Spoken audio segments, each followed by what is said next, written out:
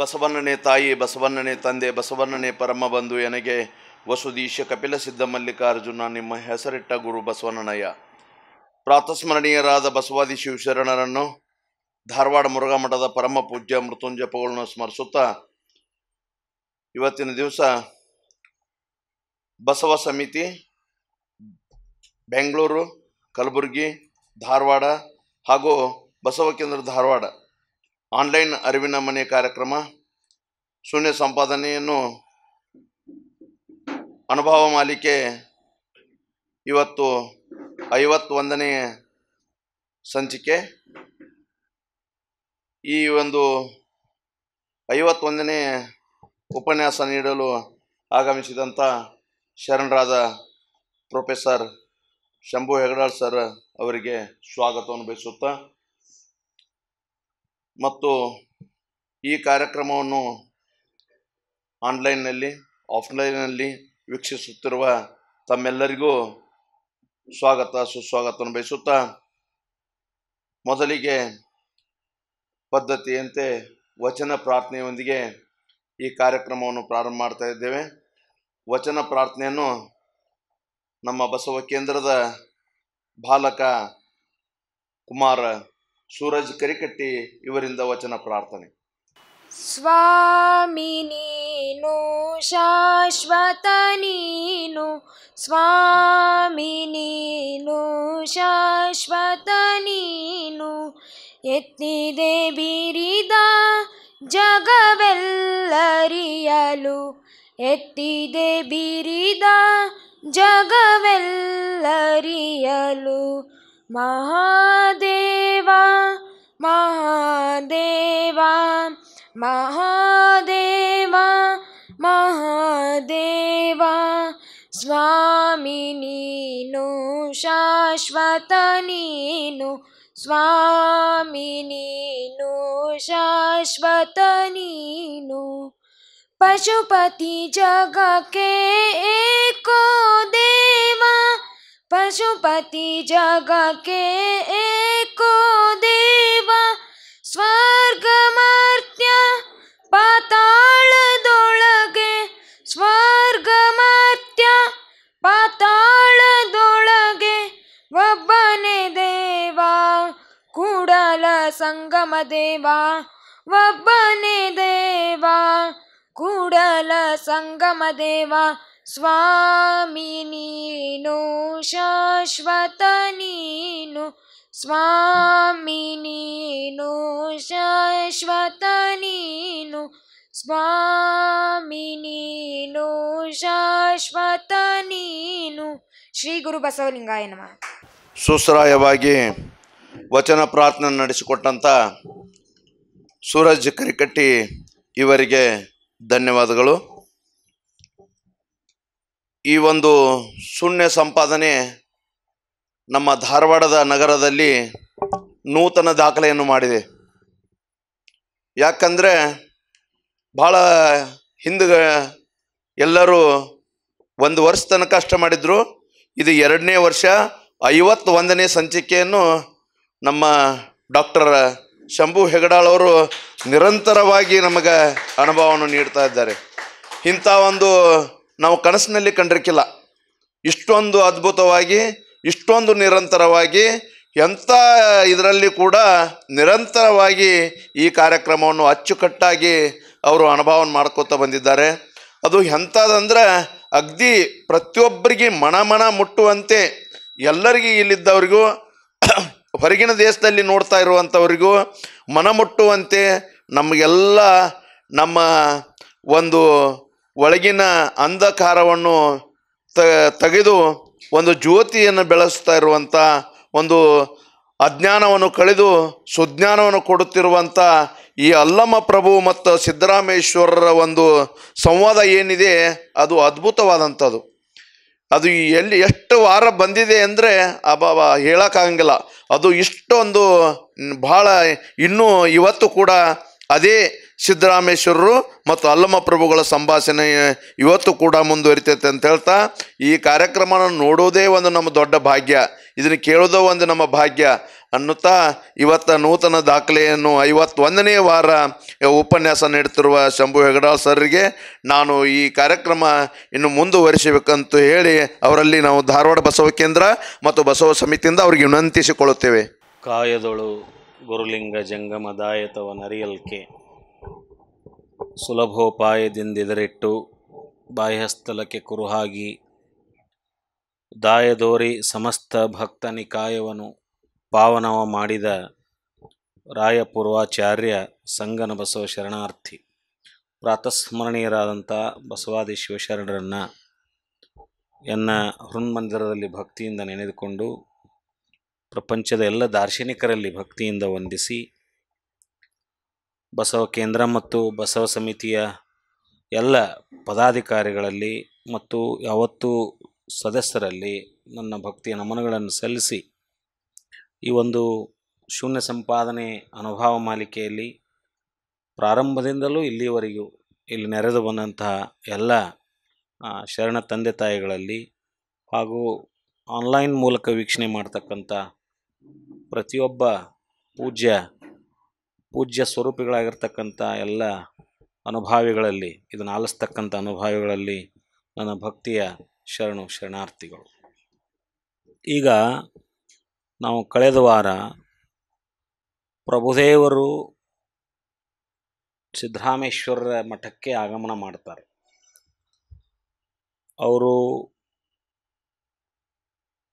ಅವ್ರನ್ನ ಕೇಳ್ಕೊತಾರೆ. ಎಮ್ಮ ನಲ್ಲನೊಲಿದು ಒಲಿಸಿ ಕಾಡುತ್ತಿದ್ದರೆ ಬಾರ ಬಾರ ಎಂದೆನ್ನ ಕರುಣ ಹರಣವ ತೋರಿದರೆ ತಾನೇ ಒಲಿದು ಬಂದೆನ್ನ ತಲೆ ಹಿಡಿದು ನೆಗಹಿ ಎನ್ನ ಮನೆಗೆ ಬಂದ ಕಪಿಲ ಸಿದ್ಧ ಮಲ್ಲಿನಾಥನ ಒಲುಮೆಯ ಘನವೇನೆಂದು ಉಪಮಿಸುವೆನು ಅಂತಕ್ಕಂಥ ಮಾತನ್ನು ಹೇಳಿದರು. ಬಾ ಅಂತಂದ್ರೆ ಬರಾಕ್ ಒಲ್ಲೆ ಅಂತಿದ್ರು, ಕಾಡಿದ್ರು ನನ್ನ. ಆದ್ರೆ ಬಾರ ಬಾರ ಎಂದನ್ನ ಕರುಣ ಹರಣವ ತೋರಿದರೆ ತಾನೇ ಒಲಿದು ಬಂದೆನ್ನ ತನ್ನ ತಲೆ ಹಿಡಿದು ನೆಗಹಿ ಎನ್ನ ಮನೆಗೆ ಬಂದ ಕಪಿಲ ಸಿದ್ಧ ಮಲ್ಲಿನಾಥನ ಒಲುಮೆಯ ಘನವೇನೆಂಬೆನು. ಆತನ ಒಲುಮೆ ಅನ್ನೋದೇನೈತಲ್ಲ ಅದೆಂಥ ಘನವಾದದ್ದು, ಅದನ್ನೇನಂತ ಹೇಳಿ ನಾನು ಅಂತ ಹೇಳಿ ಇಂತೂ ಪ್ರಭುದೇವರು ಮಠಕ್ಕೆ ಬಿಜಂಗಯ್ಯದಲ್ಲಿ ಅದರ ಬಂದ ಮೇಲೆ ಆ ಸಿದ್ದರಾಮಯ್ಯ ದೇವರು ತಮ್ಮ ಮೇಲಣ ಕೃಪೆಯಿಂದ ಬಂದರೆಂದು ಭಿನ್ನಯಿಸುವ ಪ್ರಸ್ತಾವದ ವಚನ. ಇದನ್ನು ನಾವು ನೋಡ್ಕೊಂಡಿದ್ವಿ. ಅಂಗವಳಿದು ನಿಂದವನೆಂದು ನಾನರಿಯೆ, ನೀ ಸಾಕಾರನೋ ನಿರಾಕಾರನೋ ನನಗೊಂದು ಗೊತ್ತಾಗೋದಿಲ್ಲಪ್ಪ ನಿನ್ನ ಮಹಿಮೆ. ಘನಲಿಂಗದಲ್ಲಿ ಸಲೆ ಸಂದವನೆಂದು ನಾನರಿಯೆ, ಆವ ವೇಷದಲ್ಲಿ ಬಂದು ನಿಂದ ಠಾವನರಿಯೆ, ನೀ ಯಾವ ವೇಷದಲ್ಲಿ ಬರ್ತೀಯ ಅನ್ನೋದು ನನಗೆ ಗೊತ್ತಾಗೋದಿಲ್ಲ. ಕ್ರೋಧವೆಂಬ ಸಂಸಾರದ ಸಾಗರದಲ್ಲಿ ಸಾಧನೆಯ ಮಾಡಲಾಗಿ, ಕ್ರೋಧವೆಂಬ ಸಂಸಾರದ ಸಾಗರದಲ್ಲಿ, ಇದು ಸಂಸಾರದ ಸಾಗರ ಅಂದರೆ ಕ್ರೋಧದಿಂದ ತುಂಬಿದಂಥ ಸಾಗರ, ಸಾಧನೆಯ ಮಾಡಲಾಗಿ ಪ್ರಭುದೇವರ ಸುಳುಹು ಅಘಟಿತವಾಗಿತ್ತು. ಕಪಿಲ ಸಿದ್ಧ ಮಲ್ಲಿಕಾರ್ಜುನ ಅನ್ನುವಂಥ ಮಾತನ್ನು ಹೇಳಿ ಭಾಳ ಆನಂದಭರಿತವಾಗಿ ಅವರು ಮಠಕ್ಕೆ ಬಂದು ಅವ್ರನ್ನ ಮುಹೂರ್ತಗೊಳಿಸ್ತಾರೆ, ಪೀಠದ ಮೇಲೆ ಕೂಡಿಸ್ತಾರೆ. ಕೂಡಿಸಿ ಅವರ ಹೃದಯ ಕಮಲ ಪೀಠದಲ್ಲಿ, ಇದು ಬಹಿರಂಗದ ಪೂಜೆ ಮಾಡೋದಿಲ್ಲ ಅವರು, ನಾವೆಲ್ಲರೂ ಬಂದರೆ ಜಂಗಮ ಮೂರ್ತಿಗಳು ಬಂದರೆ ಅವ್ರ ಗೌರವಕ್ಕಾಗಿ ನಾವು ಅವ್ರ ಪಾದ ಪೂಜೆಯನ್ನು ಮಾಡ್ತಕ್ಕಂಥ ನಾವು ನೋಡ್ತೇವೆ, ಅದು ಗೌರವ ಸಂಕೇತ. ಇಲ್ಲಿ ಒಂದು ಅಂತರಂಗದ ಪೂಜೆ ನಡೀತದೆ. ಇಲ್ಲಿ ಪ್ರಭುದೇವರ ಒಂದು ಪೂಜೆ ಅರ್ಚನೆಯನ್ನು, ಪಾದಾರ್ಚನೆಯನ್ನು ಅವರು ಸಿದ್ದರಾಮ ಶಿವಯೋಗಿಗಳು ಅಂತರಂಗದ ಮೂಲಕ ಮಾಡುವಂಥ ಒಂದು ಪ್ರಕ್ರಿಯೆ. ಇಂತೂ ಸಿದ್ದರಾಮದೇವರು ಪ್ರಭುದೇವರಿಗೆ ತಮ್ಮ ಹೃದಯ ಕಮಲವೆಂಬ ಸಿಂಹಾಸನವಿಕ್ಕಿ, ನಾವು ಬಹಿರಂಗದ ಸಿಂಹಾಸನವನ್ನು ಗೌರವಕ್ಕಾಗಿ ಇಡ್ತೇವೆ ಎಲ್ಲರಿಗೂ, ಆದರೆ ಅವ್ರ ಸಿಂಹಾಸನ ಎಂಥದ್ದು ಕೊಟ್ಟಿದ್ರು ಅಂದರೆ ಅವರ ಹೃದಯ ಕಮಲ ಅಂತಕ್ಕಂಥ ಅಂತರಂಗದ ಸಿಂಹಾಸನವನ್ನು ಇಕ್ಕಿ ಪಾದಾರ್ಚನೆಯ ಮಾಡಿ ಷೋಡಶೋಪಚಾರದಿಂದ ಅರ್ಚಿಸಿ ಪೂಜಿಸಿ ಪಾದೋದಕಂ ಕೊಂಡು ಪರಮ ಹರುಷವ ನೈದಿದ ಪ್ರಸ್ತಾವದ ವಚನ. ಎಂಟೈರ್ ಆ ಒಂದು ಅರ್ಚನೆಯ ಕ್ರಮವನ್ನು ಇಲ್ಲಿ ಈ ವಚನದಲ್ಲಿ ಅವರು ಹೇಳ್ತಾರೆ. ಭಾಳ ದೊಡ್ಡ ವಚನ ಇದು, ಜಸ್ಟ್ ಓದ್ತೇನೆ ನಾನು. ಅಯ್ಯ ಅಯ್ಯ ನೀವು ಬಾರದಿರ್ದಡೆ ಅಂತೂ ಹಂಬಲಿಸುತ್ತಿದ್ದೆ. ನೀವು ಬರದೇ ಇದ್ದಾಗ ನಾನು ನಿಮ್ಮನ್ನು ಭಾಳ ಹಂಬಲಿಸ್ತಿದ್ದೆ.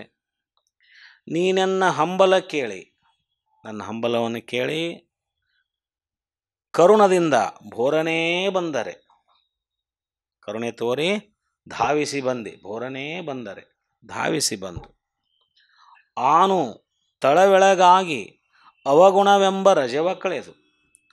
ಆನು ತಳವೆಳಗಾಗಿ, ಆನು ತಳವೆಳಗಾಗಿ ಅಂದರೆ ಇಲ್ಲಿ ನೋಡ್ರಿ, ಆಶ್ಚರ್ಯದಿಂದ, ಆನು ತಳವೆಳಗಾಗಿ ನಾನು ಆಶ್ಚರ್ಯದಿಂದ ಬೋರನೇ ನೀ ಬಂದ ಮೇಲೆ ಧಾವಿಸಿ ನೀ ಬಂದದ್ದನ್ನು ನೋಡಿ ನನಗೆ ಆಶ್ಚರ್ಯ ಆಗಿ, ತಳವೆಳಗಾಗಿ ಅವಗುಣವೆಂಬ ರಜವ ಕಳೆದು, ಕಸ ಅವಗುಣ ಅಂತಕ್ಕಂಥ ಕಸವನ್ನು ಕಳೆದು ನಿಬ್ಬೆರಗಾಗಿ ಅತ್ಯಾಶ್ಚರ್ಯದಿಂದ ತನ್ನತಾ ಮೈಮರೆದೆ ಅಲ್ಲಮಲಿಂಗ ಯೋಗವಾಗಲೆಂದು ಅಂತರಂಗದ ಅವಗುಣವೆಂಬ ಕಸವನ್ನೆಲ್ಲ ನಾನು ಕಳೆದು ಶುದ್ಧಗೊಳಿಸಿದೆ.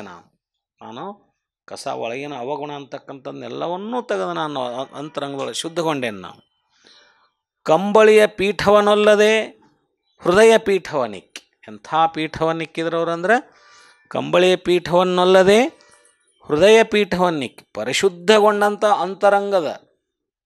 ಅಂತರಂಗದಲ್ಲಿ ಬಾಹ್ಯ ಕಂಬಳಿಯ ಆಸನ ಅಲ್ಲ. ನಾವು ಚಿತ್ರಾಸನ ಮತ್ತೊಂದು ಹಾಸ್ತೀವಿ, ಗೌರವಕ್ಕಾಗಿ ಗುರುಗಳಿಗೆ ನಾವು ಹಾಸ್ತೀವಲ್ಲ, ಅಂಥ ಆಸನ ಹಾಕಲಿಲ್ಲ ಅಂತವರು. ಬಾಹ್ಯ ಕಂಬಳಿಯ ಆಸನ ಪೀಠವ ನಿರ್ಮಿಸದೆ ಎನ್ನ ಹೃದಯ ಪೀಠವನ್ನೇ ನಾನು ಸಿದ್ಧಗೊಳಿಸಿದ್ದೇನೆ. ನನ್ನ ಹೃದಯ ಪೀಠವನ್ನೇ ನಾನು ಸಿದ್ಧಗೊಳಿಸಿದ್ದೇನೆ. ಮೇಲುಪ್ಪರಿಗೆ ಹೊರತೆಯ ತಂದು ಪಾದಾರ್ಚನೆಯ ಮಾಡಿ. ಈ ಹೊರತೆ ಅಂದ್ರೆ ನೀರಿನ ಬುಗ್ಗೆ ಬರ್ತೈತೆ ನೋಡಿ, ಚಿಲುಮೆ, ಹೌದಾ, ನೀರಿನ ಚಿಲುಮೆ. ಮೇಲುಪ್ಪರಿಗೆ ಹೊರತೆಯ ತಂದು ಆ ಹೃದಯ ಪೀಠದ ಮೇಲೆ ಅಲ್ಲಮ ಪ್ರಭುಲಿಂಗವ್ರನ್ನು ಕುಳ್ಳಿರಿಸಿ ಉನ್ನತ ಶಿಖರದ ಮನೆಯ ಮೇಲುಪೀಠ ಅಂದ್ರೆ ಸಹಸ್ರಾರ ಇದಲ್ಲ, ಸಹಸ್ರ ಕಮಲದಳದ ಸಹಸ್ರಾರ ಅಂತ ಕರಿತೇವಲ್ಲ, ಬ್ರಹ್ಮಚಕ್ರ ಅಂತ ಕರಿತೇವೆ. ಆ ಶಿರದ ಮನೆಯ ಸಹಸ್ರಾರ ಚಿಲುಮೆಯ ಸದ್ಭಾವದ ನೀರನ್ನು ತಂದು ನಿಮ್ಮ ಪಾದಾರ್ಚನೆ ಮಾಡಿದೆ ಅಂತಕ್ಕಂಥದ್ದನ್ನು ಹೇಳಿ, ಪಾದಾರ್ಚನೆ ಮಾಡಿ ಎರಡೆಸಳ ಕಮಲವನ್ನೆರಡು ಪಾದಕ್ಕೆ ಪೂಜಿಸಿ.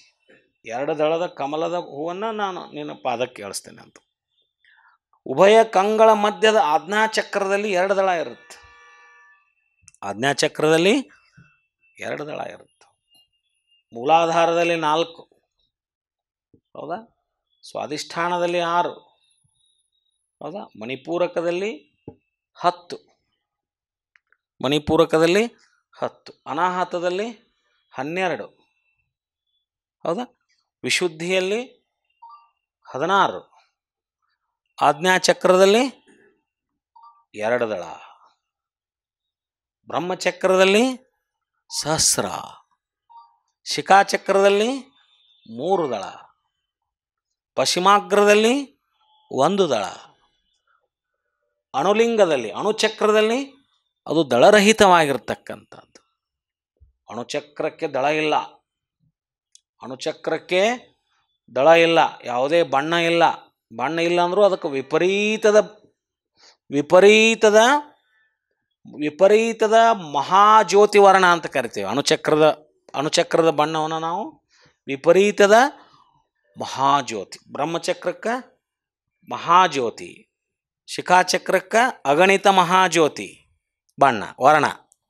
ಅವೆಲ್ಲ ಎಲ್ಲ ಚಕ್ರಗಳಿಗೆ ವರ್ಣಗಳನ್ನು ಸಂಬಂಧಿಸಿದ್ದಾರೆ, ಹೌದಾ.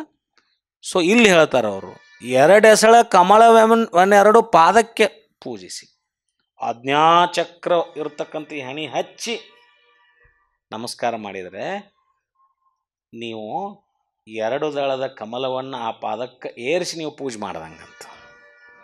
ಹಣಿ ಹಚ್ಚಿ ನಾವು ನಮಸ್ಕಾರ ಮಾಡ್ತೇವಲ್ಲ ತಂದೆ ತಾಯಿ ಎಲ್ಲರಿಗೂ, ಅದು ಏನಂತ ಹೇಳ್ತಾರೆ ಇಲ್ಲಿ ಅವರು ಅಂದರೆ, 2 ಎಸಳ ಕಮಲವನ್ನೆರಡು ಪಾದಕ್ಕೆ ಪೂಜಿಸಿ 2 ದಳ ಕಮಲ ಪುಷ್ಪವ ತಂದು ಆಜ್ಞಾಚಕ್ರದ 2 ದಳ ಕಮಲ ಪುಷ್ಪವ ತಂದು ಅಲ್ಲಮರ 2 ಪಾದಗಳಿಗೆ ಸಮರ್ಪಿಸಿ, 2 ಪಾದಗಳಿಗೆ ಆ 2 ದಳ ಕಮಲವನ್ನು ನಾವು ಅರ್ಪಿಸಿ ಕಂಗಳ ತಿರುಳ ತೆಗೆದು ಆರತಿಯನ್ನೆತ್ತಿ, ಎಂಥ ಆರತಿ ಅದು, ಎಂಥ ಆರತಿಯನ್ನೆತ್ತಿದ್ರು ಅವರು.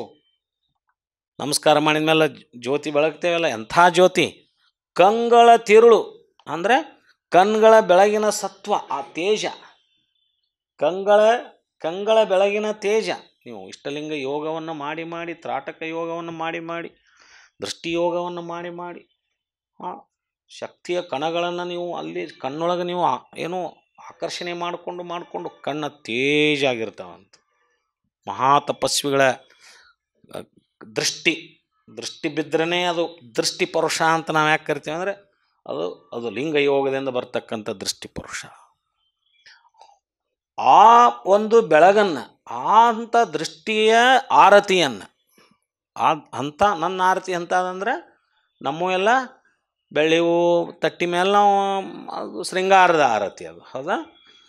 ನಮ್ಮ ದೇವರಿಗೆ ನಾವು ಪೂಜೆ ಮಾಡೋದು ನಾವೇನು ಶೃಂಗಾರ, ಒಬ್ರಿಗೇನೋ ಒಬ್ಬರು ಈಚೆಗೆ ಬಾಜು ಬೆಳ್ಳಿ ಸಮಯ ಹಚ್ಚೋದು, ಬೆಳ್ಳಿ ಇದನ್ನು ಇಟ್ಕೊಳ್ಳೋದು, ಏನು ಆರತಿ ಇಟ್ಕೊಳ್ಳೋದು, ಒಬ್ರು ನೋಡಿ ಒಬ್ರು ನಾವು ಬೆಳ್ಳಿ ಆರತಿ ತರೋದು ಇರಲಿ. ಅದು ನಮ್ಮ ಬದುಕಿನಲ್ಲಿ ಅದು ಅವಶ್ಯ ಅನ್ನಿಸ್ತೈತಿ, ಒಮ್ಮೊಮ್ಮೆ ಮಾಡುವ, ಯಾವುದು ನಿರಾಕರಣೆ. ಆದರೆ ಅದನ್ನು ಮಾಡಿದ್ರೇ ದೇವರು ಒಲಿತಾನ ಅನ್ನೋ ಭಾವ ನಮಗಿರಬಾರ್ದು ಅಂತ ನಾ ಹೇಳೋದು. ಉಳ್ಳವರು ಬೆಳ್ಳಿ ಆರತಿ ಒಳಗೆ ಮಾಡ್ತಾರೆ, ಸ್ವಲ್ಪ ಬಡವರು ಕಂಚಿನ ಆರತಿ ಒಳಗೆ ಮಾಡ್ತಾರೆ. ಏನೂ ಇಲ್ದವ್ರು ಗುಡಿಸಲ್ದಾಗಿದ್ದವರು ಒಂದು ಏನೋ ಕರ್ಪೂರದ ಬೆಳಗ್ಗೆ ಅವ್ರು ಶಿವ ಅಂದ್ಬಿಡ್ತಾರೆ. ಅದು ಅವರವರ ಸಾಮರ್ಥ್ಯಕ್ಕೆ ಅನುಗುವ.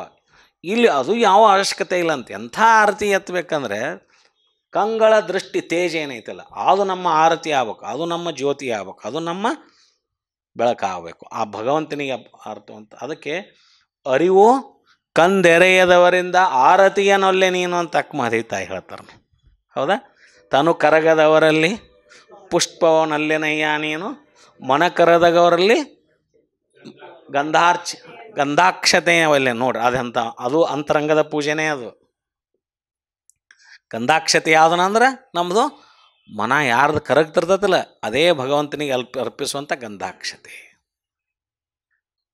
ತನು ಕರಗದವರಲ್ಲಿ ಪುಷ್ಪವನಲ್ಲೆಯ ನೀನು, ಆ ವಚನ ಭಾಳ ಅದ್ಭುತ ವಚನ ಅದು, ಹೌದಾ. ಅವ್ರು ಹೇಳ್ತಾರಲ್ಲಿ ಏನು ಹೇಳ್ತ, ಅರಿವು ಕಂದೆರೆಯದವರಲ್ಲಿ ಆರತಿಯನೊಲ್ಲೆಯ ನೀನು. ನಿಮ್ಮ ಒಳಗಿನ ಪ್ರಜ್ಞೆನ ನಿಮಗೆ ಇನ್ನೂ ಜಾಗೃತ ಆಗದೆ ನೀವು ಎಂಥ ಬೆಳ್ಳಿ ಆರತಿ ಇಟ್ಕೊಂಡು ಎಷ್ಟು ಸಲ ನೀವು ಪೂಜೆ ಮಾಡಿ ಬೆಳತನ ದೇವರಿಗೆ ನೀವು ಎಣ್ಣೆ ಕಾದು ನಿದ್ದಿಗಟ್ಟು, ಹೌದಾ, ದೀಪ ಹಚ್ತಾಬಾರ್ದಂತ ನೀವು ಎಷ್ಟು ಕಷ್ಟಪಟ್ಟು ತಾಯಂದ್ರೆ ಅದನ್ನು ಅವತ್ತಿನ ಪೂಜೆ ಮಾಡಿದ ದಿವಸ ರಾತ್ರಿ ನಾವು ಅದನ್ನು ದೀಪ ಆರ್ದಂಗೆ ಹಸ್ತ ಆಗದಂಗೆ ನೋಡ್ಕೊಂಡು ಹೋಗುವಂಥದ್ದು ಕ್ರಮ ನಮ್ಮಲ್ಲಿ ಅದಾವಲ್ಲ, ಹೌದಾ. ಇರಲಿ, ಅದು ಭಕ್ತಿ ಭಾವಕ್ಕೆ ಏನು ಬಳಲಿಕೆ ಭಕ್ತಿ ಎಷ್ಟೇ ಇದ್ದರೂ ನಾವು ಏನು ಹೇಳಿದ್ರು ಅದು ಬಳಲಿಕೆನೇ, ಅದು ಪ್ರಶ್ನೆ ಇಲ್ಲ. ಬಳಲಿಕೆನೇ ಅದು ಇರಲಿ, ಅದಷ್ಟೇನೋ ಮಾಡ್ಕೊಂಡು ಬಂದಿದ್ದಾರೆ, ಇರಲಿ. ಆದರೆ ನಿಜವಾದ ಆರತಿ ಯಾವುದಂದರೆ ಹೇಳ್ತಾರೋ ಅರಿವು ಕಂದೆರೆದವರಲ್ಲಿ ನೀನು ಆರತಿ ಸ್ವೀಕಾರ ಮಾಡ್ತೀಯಾ, ಅಂಥ ಆರತಿ ಬೇಕು ನಿನಗೆ ಅಂತ ಅಕ್ಕಮಹಾದೇವಿ ತಾಯರು ಹೇಳಿದರು. ಅಂಥ ಆರತಿಯನ್ನು ಇಲ್ಲಿ ಸಿದ್ದರಾಮ ಶಿವಗಳು ಯಾರಿಗೆ ಕೊಟ್ಟಾರ, ಬೆಳಗ್ಯಾರ ಪ್ರಭುದೇವರಿಗೆ ಬೆಳಗ್ಯಾರ. ಅಲ್ಲೇ ಅದಿಲ್ದವರಿಂದ ನೀ ಆರತಿ ಒಲ್ಲೆ ಅಂತ ಹೇಳಿದರು. ಆ ಸೆಂಟೆನ್ಸ್ ಹೆಂಗೈತೆ ನೋಡ್ರಿ, ಅದಿಲ್ದವರಿಂದ ನೀ ಆರತಿ ಒಲ್ಲೆ ಅಂತೀಯ ಅಂದರು. ಈಗ ಇಲ್ಲಿ ಸಿದ್ದರಾಮ ಶಿವಗಳು ಅರಿವು ಜಾಗೃತ ಆಗಿ ಆ ದೃಷ್ಟಿ ತೇಜದ ಬೆಳಕನ್ನೇ ಅವ್ರಿಗೆ ಆರತಿಯಾಗಿ ಕೊಟ್ಟಂಥ ಒಂದು ಕಂಗಳ ತಿರುಳು ಅಂದರೆ ಕಣ್ಗಳ ಬೆಳಗಿನ ಸತ್ವ. ಉಭಯ ಕಣ್ಗಳ ಬೆಳಗಿನ ಸತ್ವವೇ ಮಂಗಲಮಯವಾದ ಆರತಿ. ಬಹಿರಂಗದ ಶೃಂಗಾರದ ಪೂಜೆ ಅಲ್ಲಿದು, ಅಂತರಂಗದ ಷೋಡಶೋಪಚಾರ ಇದು. ಬಹಿರಂಗದ ಷೋಡಶೋಪಚಾರ ನಾವು ಮಾಡ್ತೀವಿ. ಮಂದಿ ಮನೆ ಏಳೋಕ್ಕಿಂತ ಮುಂಚೆಕಿನ ಅವ್ರ ಮನೆ ತೋಟದಾಗಿನ ಗಿಡದಾಗಿನ ಹೂ ಹರ್ಕೊಂಬಂದು ದೇವ್ರಿಗೆ ಏರಿಸ್ತೇವೆ, ಇಲ್ಲ ಅನ್ನಂಗಿಲ್ಲ. ಹಚ್ಚಿದ ಮಾಲಕ್ಕೆ ಹೂ ಬಿಟ್ಟಿರಂಗಿಲ್ಲ ನಾವು, ಹೌದಾ. ಅವ್ರು ಎದ್ದು ನೋಡ್ರಾಗಂದ್ರೆ ಎಲ್ಲ ಹೂ ಹರ್ಕೊಂಡು ಹೋಗಿರ್ತಾರೆ. ಮನೆ ಮಾಲಕರು ಒದರಾಡ್ತಿರ್ತಾರೆ, ಹೌದಾ. ಒದರಾಡೋ ಕಾರಣ ಇಲ್ಲ, ಅದೇನಿಲ್ಲ. ನೀವು ಹಚ್ಚಿದ್ದು ಎಲ್ಲರ ಯಾವ್ದಾರ ದೇವರಿಗೆ ಮುಡ್ದತ್ತಲ್ಲ, ಅಲ್ಲಿ ನಮ್ಮ ಮನೆಯ ದೇವರು ಒಂದು ಅವ್ರ ಮನೆಯ ದೇವರು ಒಂದು ಭಾವದಲ್ಲಿ ಇರ್ಬೇಕಾಗತ್ತೆ. ನಾವು ಎಲ್ಲರ ಮುಟ್ಟಿರ್ತಾವೆ, ಆ ಮಾತು ಬೇರೆ. ಆದರೆ ಒಳಗೆ ಎಂಥ ಪುಷ್ಪ ಬೇಕು, ಎಂಥ ಆರತಿ ಬೇಕು, ಎಂಥ ಗಂಧಾಕ್ಷತೆ ಬೇಕು. ಉಸುರು ನುಂಗಿದ ಪರಿಮಳದ ಧೂಪವ ಬೀಸಿ, ಧೂಪ ಎಂಥದ್ದು ಅಂತ ಹೇಳ್ತಾರೆ ಅವರು. ಪ್ರಾಣದ ಸಂಚಲ ಒಳಿದು ಉಸಿರ ಚಲನೆಯ ನಿಲ್ಲಿಸಿ ಹಾಲಿನಿಂದೊಡೆ ಸುಳಿದು ಸೂಸುವ ಗಾಳಿ ನಿಲ್ಲುವುದು. ತ್ರಾಟಕದಿಂದ ಕಣ್ಣು ತೇಜ ಆತು, ಅದಷ್ಟ ಆಗೋದಿಲ್ಲ. ನಮ್ಮ ಉಸಿರು ಕೂಡ ನೆಟ್ಟಗೆ ನಿಂತಿರ್ತೈತಿ. ಹರಿದಾಡೋ ಉಸಿರು ಅದು ಗಟ್ಟಿ ಘನ ಆಗ್ತೈತೆ, ಅದು ಲಿಂಗಚೇತನ ಆಗ್ತೈತೆ. ಅದು ಉಸಿರು ಅದು ವಾಯುಚೇತನ ಅಲ್ಲ, ವಾಯು ಪ್ರಾಣ ಅಲ್ಲ, ಅದು ಲಿಂಗ ಪ್ರಾಣ. ಪ್ರಾಣಲಿಂಗಿ ಸ್ಥಳದಲ್ಲಿ ಶರಣ ಏನಾಗಿರ್ತಾನೆ? ಲಿಂಗವೇ ಪ್ರಾಣ, ಪ್ರಾಣವೇ ಲಿಂಗವಾಗಿರ್ತಕ್ಕಂಥ ಆತನ ಉಸಿರೇ ಮಂತ್ರ ಜಪವಾಗಿ ಪರಿವರ್ತನೆ ಮಾಡಿರ್ತಕ್ಕಂಥ ಆತನ ಉಸಿರು ಬರೀ ಉಸಿರಾಟ ಆಗೋದಿಲ್ಲ. ನಿಮ್ಮೆಲ್ಲರ ಉಸಿರಾಟ ಅದಷ್ಟು ಉಸಿರು. ಆದರೆ ಶರಣರ ಉಸಿರು ಬರೀ ಉಸಿರಲ್ಲ, ಅದು ಮಂತ್ರ, ಅದು ಜಪ. ಅದಕ್ಕೆ ನಾವು ಹೇಳಿದ ಹಿಂದೆ ಅದಕ್ಕೆ ಹಂಸಜ್ಜಪ ಅಂತ ಕರೀತಾರೆ. ಅದಕ್ಕೆ ಹಂಸಜ್ಜಪ. ಕೆಳಗಿಳಿಯುವ ಉಸಿರು ಹಮ್ ಅಂತ ಬರುತ್ತೆ. ನೋಡ್ರಿ ನೀವು ಯಾವಾಗಾರ ಉಸಿರು ತಳಗೆ ಬಿಟ್ಟು ನೋಡ್ರಿ, ಅಂದರೆ ಅದು ಹಮ್ ಆಕಾರ ಬರುತ್ತೆ. ಮೇಲೆ ತಗೊಳ್ಳೋ ಉಸಿರು ಸ ಅಂತ ಆಗುತ್ತೆ. ಅದಕ್ಕೆ ಶರಣರು ಅದಕ್ಕೆ ಹಂಸಜ್ಜಪ ಅಂತ ಕರೀತಾರೆ. ಈ ವಾಯುಪ್ರಾಣ ಲಿಂಗ ಪ್ರಾಣ ಆದಾಗ ನಿಮ್ಮ ಉಸಿರಾಟವೇ ಮಂತ್ರ ಜಪವಾಗಿ ಪರಿವರ್ತನೆ ಆಗ್ತದೆ. ಮತ್ತು ಸಪ್ರೇಟ್ ಏನು ಜಪಮಾಲೆ ಹಿಡ್ಕೊಂಡು ಜಪ ಮಾಡೋ ಅವಶ್ಯಕತೆ ಇಲ್ಲ. ಅದಕ್ಕೆ ಶರಣನೆದ್ದ ಕುಳಿತರೆ ಜಪಕಾಣಿ. ಶಿವರಾತ್ರಿ ನಿದ್ರೆಗೈದೊಡೆ ಜಪ ಕಾಣಿರು. ನಿದ್ರೆಗೈದೊಡೆ ಜಪ ಅಂದರೆ ಇದು ನಮ್ಮ ಉಸಿರಾಟನೇ ಜಪ. ಒಬ್ಬ ಆರೋಗ್ಯವಂತ ಮನುಷ್ಯನ ಉಸಿರಾಟ ದಿನಕ್ಕೆ 21,600 ಸಾರಿ ಆಗುತ್ತೆ ಏರಿಳಿತ. ಸೈನ್ಸ್ ಹೇಳ್ತೈತೆ ಇದು, ಸೈನ್ಸ್. ಒಬ್ಬ ಆರೋಗ್ಯವಂತ ಮನುಷ್ಯನ ಉಸಿರಾಟ ದಿವಸಕ್ಕೆ 21,600 ಆರೋಗ್ಯವಂತಿದ್ದವನು. ಅಂಥ 21,000 ಬಾರಿಯ ಉಸಿರಾಟ ದಿನಕ್ಕೆ ಅದು ಮಂತ್ರವಾಗಿಯೇ ಜಪವಾಗಿಯೇ ಕನ್ವರ್ಟ್ ಆಗ್ತಕ್ಕಂಥದ್ದು. ಅದಕ್ಕೆ ಹೇಳಿದ್ರು ಅವರು, ಉಸಿರು ನುಂಗಿದ ಪರಿಮಳದ ಧೂಪವ ಬೀಸಿ ಉಸಿರ ಚಲನೆಯ ನಿಲ್ಲಿಸಿ ಕೇವಲ ಕುಂಭಕಗೊಳಿಸಿದಾಗ ಉದಿಸುವ ಸದ್ಭಾವ ಸೌರಭವೇ ಧೂಪವಾಗಿ ಧೂಮದ ಹಾಕಿದೆ. ಅದೇ ನಮ್ಮ ಸದ್ಭಾವವೇ. ಯೋಗದ ಪರಿಣಾಮವಾಗಿ ನಮಗೊಂದೊಂದು ಸದ್ಭಾವ ಅರವಾಡ್ತೈತಲ್ಲ, ಆ ಸದ್ಭಾವನೆ ಬೇರೆ ಏನಿಲ್ಲ. ನಾವು ಹಾಕ್ತಕ್ಕಂಥ ಧೂಪ, ನಾವು ಹಾಕ್ತಕ್ಕಂಥ ಬೆಂಕಿಯೊಳಗೆ ಧೂಪ ಎಬ್ಬಿಸ್ತೇವಲ್ಲ ನಾವು, ಹೌದಾ? ನಾವು ಹಾಕ್ತಕ್ಕಂಥ ಧೂಪ. ನೀವು ಹೊರಗಿನ ಧೂಪ ಹಾಕೋ ಅವಶ್ಯಕತೆ ಇಲ್ಲ. ಹಂಗಂತೇಳಿದೆಲ್ಲ ಬಿಡ್ರಿ ಅನ್ನಂಗಿಲ್ಲ ಅವರು. ಆ ಮಟ್ಟ ಆಗುತ್ತಾನ ಇವು ಹೊರಗಿನ ಉಪಚಾರಗಳು ಇದ್ರೆ ಏನು ತಪ್ಪಿಲ್ಲ. ಲಿಂಗಾರ್ಚನೆಯನ್ನು ನಾವು ಇಷ್ಟಲಿಂಗಕ್ಕೆ ಭಾಳ ಆನಂದವಾಗಿ ಲಿಂಗಾರ್ಚನೆಯನ್ನು ಮಾಡ್ಬೇಕು. ನಾವು ಷೋಡಶೋಪಚಾರದ ಲಿಂಗಾರ್ಚನೆಯನ್ನು ಮಾಡಲೇಬೇಕು. ಅದು ಸ್ಥೂಲ ಕಾಯಕ್ಕೆ ಇಷ್ಟಲಿಂಗ ಹೆಂಗೆ ಇದ್ದಾಗ ಆ ಸ್ಥೂಲ ಕಾಯಕ್ಕೆ ನಾವು ಸ್ನಾನ ಹೆಂಗೆ ಮಾಡ್ತೇವಲ್ಲ, ಭಸ್ಮ ಹೆಂಗೆ ಹಚ್ಕೊತೇವಲ್ಲ, ಹೌದಾ? ಕಾಯಕ್ಕೆ ಬೇಕಲ್ಲ. ಹಾಗೆ ಸ್ಥೂಲಕ್ಕೆ ಸಂಸ್ಕಾರ ಆದಂಥ ಸಂಬಂಧಿತ ಆಗಿರ್ತಕ್ಕಂಥ ಇಷ್ಟಲಿಂಗಕ್ಕೂ ನಾವು ಬಸವ ಅಂತ ಮಜ್ಜನಕ್ಕೆರೆದು ಒಂದಿಷ್ಟು ಪತ್ರಿ ಪುಷ್ಪ ಗಂಧ ಧೂಪ ಹಾಕಿ ಆನಂದವಾಗಿ ಆತನ ಹಾಡಿ ಒಂದಿಷ್ಟು ಕೊಂಡಾಡಿ ಸ್ತುತಿ ಮಾಡಿ ಆನಂದಿಸೋದು. ಒಂದು 10 ನಿಮಿಷ ಆನಂದಿಸೋದು. ಏನೋ ಒಂದಿಷ್ಟು ತಿಳಿದದ್ದು, ಏನೋ ಒಂದಿಷ್ಟು ವಚನಗಳನ್ನು ಕಣ್ಣಾಗ ನೀರು ಬರೋ ರೀತಿಯಲ್ಲಿ, ಆನಂದ ಆಗೋ ರೀತಿಯಲ್ಲಿ ಅವನ ಹಾಡಿ, ಅವನ ಹೊಗಳಿ, ಆತನ ಸ್ತುತಿ ಮಾಡಿ, ಆತನನ್ನು ಬೇಡಿ. ಇದು ನಮ್ಮ ಮನಸ್ಸಿನ ಆನಂದಕ್ಕಾಗಿ. ಅದನ್ನು ಮಾಡ್ರಿ ಅಂತ ಹೇಳಂಗಿಲ್ಲ ಲಿಂಗಯ್ಯ. ನಮ್ಮ ಮನಸ್ಸಿನ ಆನಂದಕ್ಕಾಗಿ ಹೊರಗೆ ದೇವ್ರ ಗುಡಿಗೆ ಹೋಗಿ ದೀಪ ಮಾಡಿ ಎಲ್ಲ ಬಂದು ಒಂದೇನೋ ಖುಷಿ ಪಟ್ಟು ಬರ್ತಿರಲ್ಲ, ಅದು ದಿನ ಹೋಗೋಕೆ ಆಗೋದಿಲ್ಲ ನಿಮಗೆ. ಆ ಗುಡಿಗೆ, ಸ್ಥಾವರದ ಗುಡಿಗಳಿಗೆ ದಿವಸ ಹೋಗಿ ಅಲ್ಲಿ ಪಾಳೆ ಹಚ್ಚಿ ಜನರ ಮಧ್ಯದೊಳಗೆ ಭಾಳ ದೂರ ಹೋಗಿ ಭಾಳ 10 ತಾಸು ಪ್ರಯಾಣ ಮಾಡಿ ದೇವ್ರ ಗುಡಿಗೆ ಹೋಗಿ ಎಲ್ಲ 2 ನಿಮಿಷ ನಮ್ಮನ್ನು ಹಿಂಗೆ ಹಿಡಿದು ಎಳೆದೋಗಿಯುವಂಥ ಪ್ರಯಾಸದ ಏನು ಪೂಜೆಗೆ ಅಂತ ಮನೆಯೊಳಗೆ ಆನಂದವಾಗಿ ಇಷ್ಟಲಿಂಗ ಪೂಜೆಯನ್ನು ನೀವು ಯಾರು ಏನು ಕಾಟನ ಇಲ್ಲಲ್ಲ, ಸ್ವತಂತ್ರವಾಗಿ ನಮ್ಮ ಲಿಂಗಚೇತನವನ್ನು ನಾವು ಲಿಂಗ ದರ್ಪಣವನ್ನು ನಾವು ಮಾಡ್ಕೊಂಡು ಆನಂದಿಸುವಂಥ ಬಹಿರಂಗದ ಷೋಡಶೋಪಚಾರ ಅಲ್ಲಿಗೆ ನಿಲ್ಲಬಾರ್ದು ಅಂತ ಹೇಳ್ತಾರೆ ಅವರು. ಅಲ್ಲಿಗೆ ನಿಲ್ಲಬಾರ್ದು. ಅದು ಮುಗಿದ ನಂತರ ಆ ಕ್ರಮ ಮುಗಿದ ನಂತರ ಒಂದು ಸ್ವಲ್ಪ ಹೊತ್ತು ನಾವು ಮನದಲ್ಲಿನೇ ಲಿಂಗ ಧ್ಯಾನ ಮಾಡೋದು, ಅದರ ಜೊತೆಗೆ ಒಂದಿಷ್ಟು ದೃಷ್ಟಿಯೋಗವನ್ನು ಮಾಡೋದು. ನೀವು ಬಹಿರಂಗದ ಷೋಡಶೋಪಚಾರ ಮಾಡುವಾಗ ಇಷ್ಟಲಿಂಗ ಯೋಗ ಮಾಡಲಿಕ್ಕೆ ನಿಮಗೆ ಆಗೋದಿಲ್ಲ. 7 ಗಂಟೆ 8 ಗಂಟೆ ಕಾಯಕಕ್ಕೆ ಹೋಗ್ಬೇಕು. ಆವಾಗ ನಾವು ಬಹಿರಂಗದ ಷೋಡಶೋಪಚಾರನ ಒಂದು ಅರ್ಧ ತಾಸು 15 ನಿಮಿಷ ಮಾಡಬೇಕಾಗತ್ತೆ. ನೀವು ತ್ರಾಟಕ ಯೋಗ ದೃಷ್ಟಿ ಯೋಗ ಮಾಡಲಿಕ್ಕೆ ನಿಮ್ಗೆ ಮುಂಜಾನೆ 7 ಗಂಟೆ 8 ಗಂಟೆ ನಮಗೆ ಯಾರಿಗೂ ಮಾಡಲಿಕ್ಕೆ ಆಗೋದಿಲ್ಲ. ಆವಾಗ ಅದಕ್ಕೆ ಸಮಯವನ್ನು ಕೊಡಬೇಕು ನಾವು. ರಾತ್ರಿ 3:30ಗನೋ 4 ಗಂಟೆಗನೋ ಎದ್ದು ಇನ್ನು ಜಗತ್ತು ಮಲಗಿದಾಗ ಡಿಸ್ಟರ್ಬೆನ್ಸ್ ಏನೂ ಇಲ್ಲದಾಗ ನಾವು ಅದೇ ಬ್ರಾಹ್ಮಿ ಮುಹೂರ್ತ ಅಂತ ಕರ್ಕೋತೇವೆ. ಆವಾಗ ಭಾಳ ಶಾಂತತೆಯಿಂದ 10 ನಿಮಿಷ 15 ನಿಮಿಷ 20 ನಿಮಿಷ ನಿಮ್ಗೆ ಎಷ್ಟಾಗುತ್ತೋ ಅಷ್ಟು ಆವಾಗ ಈ ಷೋಡಶೋಪಚಾರದ ಉಪಚಾರದ ಪೂಜೆಗಳ ಅವಶ್ಯಕತೆ ಇರೋದಿಲ್ಲ. ನೇರವಾಗಿ ಸ್ನಾನ ಮುಗಿಸಿ ನೀವು ಇಷ್ಟಲಿಂಗ ಯೋಗವನ್ನು ಮಾಡಬಹುದು. ತದನಂತರದಲ್ಲಿ ನಿತ್ಯದ ಕ್ರಮದಂತೆ ಒಂದು ಹೂವು ಒಂದು ಪತ್ರೆಯನ್ನು ಏರಿಸಿ ಆ ಭಗವಂತನಿಗೆ ಆ ಇಷ್ಟಲಿಂಗ ಏನಿಗೆ ಒಂದಿಷ್ಟು ಸ್ತುತಿ ಮಾಡಿ ಆನಂದಿಸಿ ನಮ್ಮ ಪೂಜೆಯನ್ನು ಮುಗಿಸ್ತಕ್ಕಂಥ ಕ್ರಮ ಇರುತ್ತೆ. ಇರಲಿ, ಇಲ್ಲಿ ಪ್ರಾಣದ ಸಂಚಲವಳಿದು ಉಸಿರ ಚಲನೆ ನಿಲ್ಲಿಸಿ ಕೇವಲ ಕುಂಭಕಗೊಳಿಸಿದಾಗ ಉದಿಸುವ ಸದ್ಭಾವ ಸೌರಭವೇ ಧೂಪವಾಗಿ ಧೂಮವಾಗಿದೆ. ನೆತ್ತಿಯ ಪರಿಯಾಣದೊಳಿಟ್ಟು ಬೋನವ ಗಡನಿಸಿದರೆ, ಹೌದಾ, ಪರಿಯಾಣ ಅಂದ್ರೆ ನಾವು ಹೇಳ್ತಿಲ್ಲ ತಟ್ಟೆ, ಬೋನ ಅಂದ್ರೆ ನೈವೇದ್ಯ, ಹೌದಾ. ನೆತ್ತಿಯ ಪರಿಯಾಣದೊಳಗಿಟ್ಟು ನಮ್ಮ ನೆತ್ತಿನೇ ಏನಾಗಬೇಕು, ನಮ್ಮ ನೈವೇದ್ಯಕ್ಕೆ ಬಟ್ಲ ಆಗ್ಬೇಕು, ಎಡಿಬಟ್ಲ ಆಗಬೇಕು, ಎಡಿಬಟ್ಲ, ಹೌದಾ. ನೋಡ್ರಿ, ಗಡಗಣಿಸಿ ಅಂದರೆ ಎಲ್ಲ ಪದಾರ್ಥವ ನೀಡಿ ಅರಿವಿನ ತಲೆಯ ತಟ್ಟೆಯಲ್ಲಿ, ನಮ್ಮ ನೈವೇದ್ಯ ಅದರಲ್ಲಿ ಇರ್ಬೇಕಂದ್ರೆ ಅರಿವಿನ ತಲೆಯ ತಟ್ಟೆಯಲ್ಲಿ ಇರ್ಬೇಕು, ಅಜ್ಞಾನದ ತಲೆಯ ತಟ್ಟೆಯಲ್ಲಿ ಇರಬಾರ್ದು. ನಾವು ಮತ್ತು ಬಂಗಾರ ತಾಟ್ನ್ಯಾಗ ದೇವರಿಗೆ ನೈವೇದ್ಯ ಕೊಟ್ಟರೆ ದೇವರು ತೊಗೊಳ್ಳೋದಿಲ್ಲ, ಬೆಳ್ಳಿ ತಾಟ್ನ್ಯಾಗ ನೈವೇದ್ಯ ಮಾಡಿದ್ರೆ ದೇವ್ರು ತೊಗೊಳ್ಳೋದಿಲ್ಲ. ನಾವು ನಮ್ಮ ಆಡಂಬರದ ಪೂಜೆಗೆ ನಾವು ಎಲ್ಲ ಮಾಡ್ತೇವೆ, ಬೆಳ್ಳಿ ಆರತಿ, ಬೆಳ್ಳಿ ಸಮಯ, ಬೆಳ್ಳಿ ತಾಟ್ನ್ಯಾಗ ನೈವೇದ್ಯ ಮಾಡಿದ ಅಡಿಗೆ ಎಲ್ಲ ಇಟ್ಟು, ಹೌದಾ, ಮತ್ತು ನಾವು ಉಂಡ್ಬಿಡೋದು ಅದನ್ನು, ಅದು ಬೇರೆ, ಅದು ಇರಲಿ. ದೇವರು ನಮಗೆ ಆ ನೈವೇದ್ಯದ ಜೊತೆಗೆ ಬೆಳ್ಳಿನೂ ಕೊಡ್ರಿ ಅಂದಿದ್ರೆ ನಾವು ಇಡ್ತಿದ್ದಿಲ್ಲ ದೇವರಿಗೆ, ಅದು ನಾ ಮತ್ತು ಬೇರೆ. ನಮಗೆ ಭಾಳ ವಿಶ್ವಾಸ ಐತೆ ಆ ದೇವರು ನಮ್ಮ ಬೆಳ್ಳಿನೂ ಕೇಳಂಗಿಲ್ಲ, ನಾವು ಮಾಡಿದ ಅಡುಗೆನೂ ಉಣ್ಣಂಗಿಲ್ಲ. ಅದಷ್ಟು ಹೊಳೆ ನಮಗೆ ಅಡಿಗೆ ನೈವೇದ್ಯ ನಮ್ಮ ಊಟ ಮಾಡ್ತೇವೆ, ಆ ತಾಟ ತೊಳೆದಿಟ್ಟು ಮತ್ತು ನಮ್ಮ ಲಾಕರ್ನಾಗ ಒಳಗೆ ಇಟ್ಟುಬಿಡ್ತೇವೆ ನಾವು ಅನ್ನೋದು ನಮಗೆ ಭರವಸೆ ಐತಿ. ಹೀಗಾಗಿ ಆ ದೇವ್ರ ಮುಂದೆ ಅಗದಿ ನಿಶ್ಚಿಂತೆಯಿಂದ ಎಲ್ಲ ಬಂಗಾರ ಬೆಳ್ಳಿಯ ಆಭರಣಗಳನ್ನು ಮತ್ತು ತಟ್ಟೆಗಳನ್ನು ದೀಪಾರತಿಗಳನ್ನು ನಾವು ದೇವ್ರ ಮುಂದೆ ಅಗದಿ ಏನೋ ಭಾಳ ಧೈರ್ಯವಾಗಿ ಇಡ್ತೇವೆ. ಒಮ್ಮೆ ದೇವ್ರು ಯಾರ್ದಾರ ಮನೆಯಾಗಿನ ದೇವ್ರು ಒಮ್ಮೆ ಕೇಳಿ ನೋಡಿರ್ಬೇಕಾದ್ರೆ ಎಲ್ಲ ಆರತಿ ಎಲ್ಲ ಸಮಯ ಅಷ್ಟು ಮಾತ್ರ ಲಾಕರ್ನಾಗ ಉಳಿತಾವು.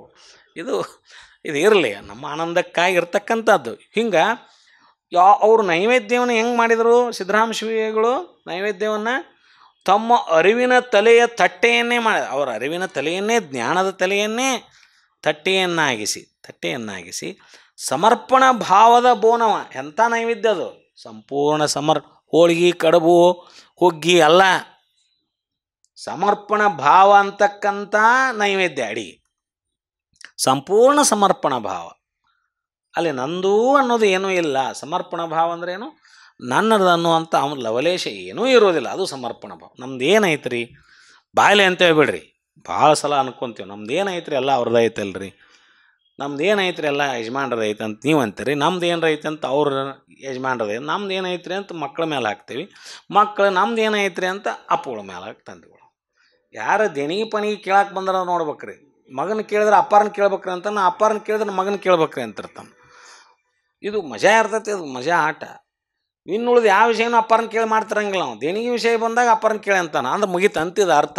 ಇಲ್ಲಿಗೆ ಅದು ಅಪ್ಪಾರನ್ನ ಕೇಳ್ಬೇಕ್ರಿ, ಎಲ್ಲ ವ್ಯವಹಾರ ಅವನ ಮಾಡ್ತಿರ್ತಾನೆ, ಕಣ್ಣಿಗೆ ನೋಡ್ತಿರ್ತೇವೆ ನಾವು. ಹೋಗಿ ಅವನು ಬಾಯಿಗೆ ಅಪ್ಪಾರನ್ನ ಕೇಳ್ಬೇಕಂದ್ರೆ ಮುಗೀತು ಅಂತದ, ಶಿವಾರ್ಪಣ ಅಂತದ, ಮುಗಿದು ಹೊತ್ತಲ್ಲಿ. ಮುಂದೆ ಆ ಅಪ್ಪಾರನ್ನ ಕೇಳೋದಂದ್ರೆ ತಡಿ ನೀವು ಬೆನ್ನತ್ತಿ ಹೋದ್ರಿ ಅಂದ್ರೆ ಅಪ್ಪಾರನ್ನ ಕೇಳಿದ್ರೆ ಎಲ್ಲ ನಮ್ಮ ಹುಡುಗ ನೋಡ್ಕೊಂತಂಡ್ರಿ, ಅವ್ನು ಏನಾಯ್ತು ನೋಡೋದು ತಡ್ರಿ ಅಂತ ಅಪ್ಪಾರ ಅಂತಾರೆ. ಅವ್ರಿಗೂ ಗೊತ್ತೇ ಇರ್ತೈತೆ ಅದು, ಹೌದಾ. ಇವು ಎಲ್ಲ ನಡೆಯಂಗಿಲ್ಲ ರೀ. ಇಲ್ಲಿ ನೋಡ್ರಿ, ಇಲ್ಲೇನು ಹೇಳ್ತಾರ, ಇಲ್ಲೇ ಅರಿವಿನ ತಲೆಯ ತಟ್ಟಲ್ಲಿ ಸಂಪೂರ್ಣ ಸಮರ್ಪಣ ಭಾವ ಇರ್ಬೇಕು. ಅದು ಕೊಡಬೇಕಂತಕ್ಕಂಥದ್ದು ನಮ್ಮ ಅಂತರಂಗದೊಳಗೆ ತಾನಾಗ ಹುಟ್ಕೋಬೇಕದ. ಸಮರ್ಪಣ ಭಾವ ಅನ್ನೋದು ಅದು ಅಂತರಂಗದೊಳಗೆ ತನ್ನಷ್ಟಕ್ಕೆ ತಾನಾಗ ಹುಟ್ಟಬೇಕದ.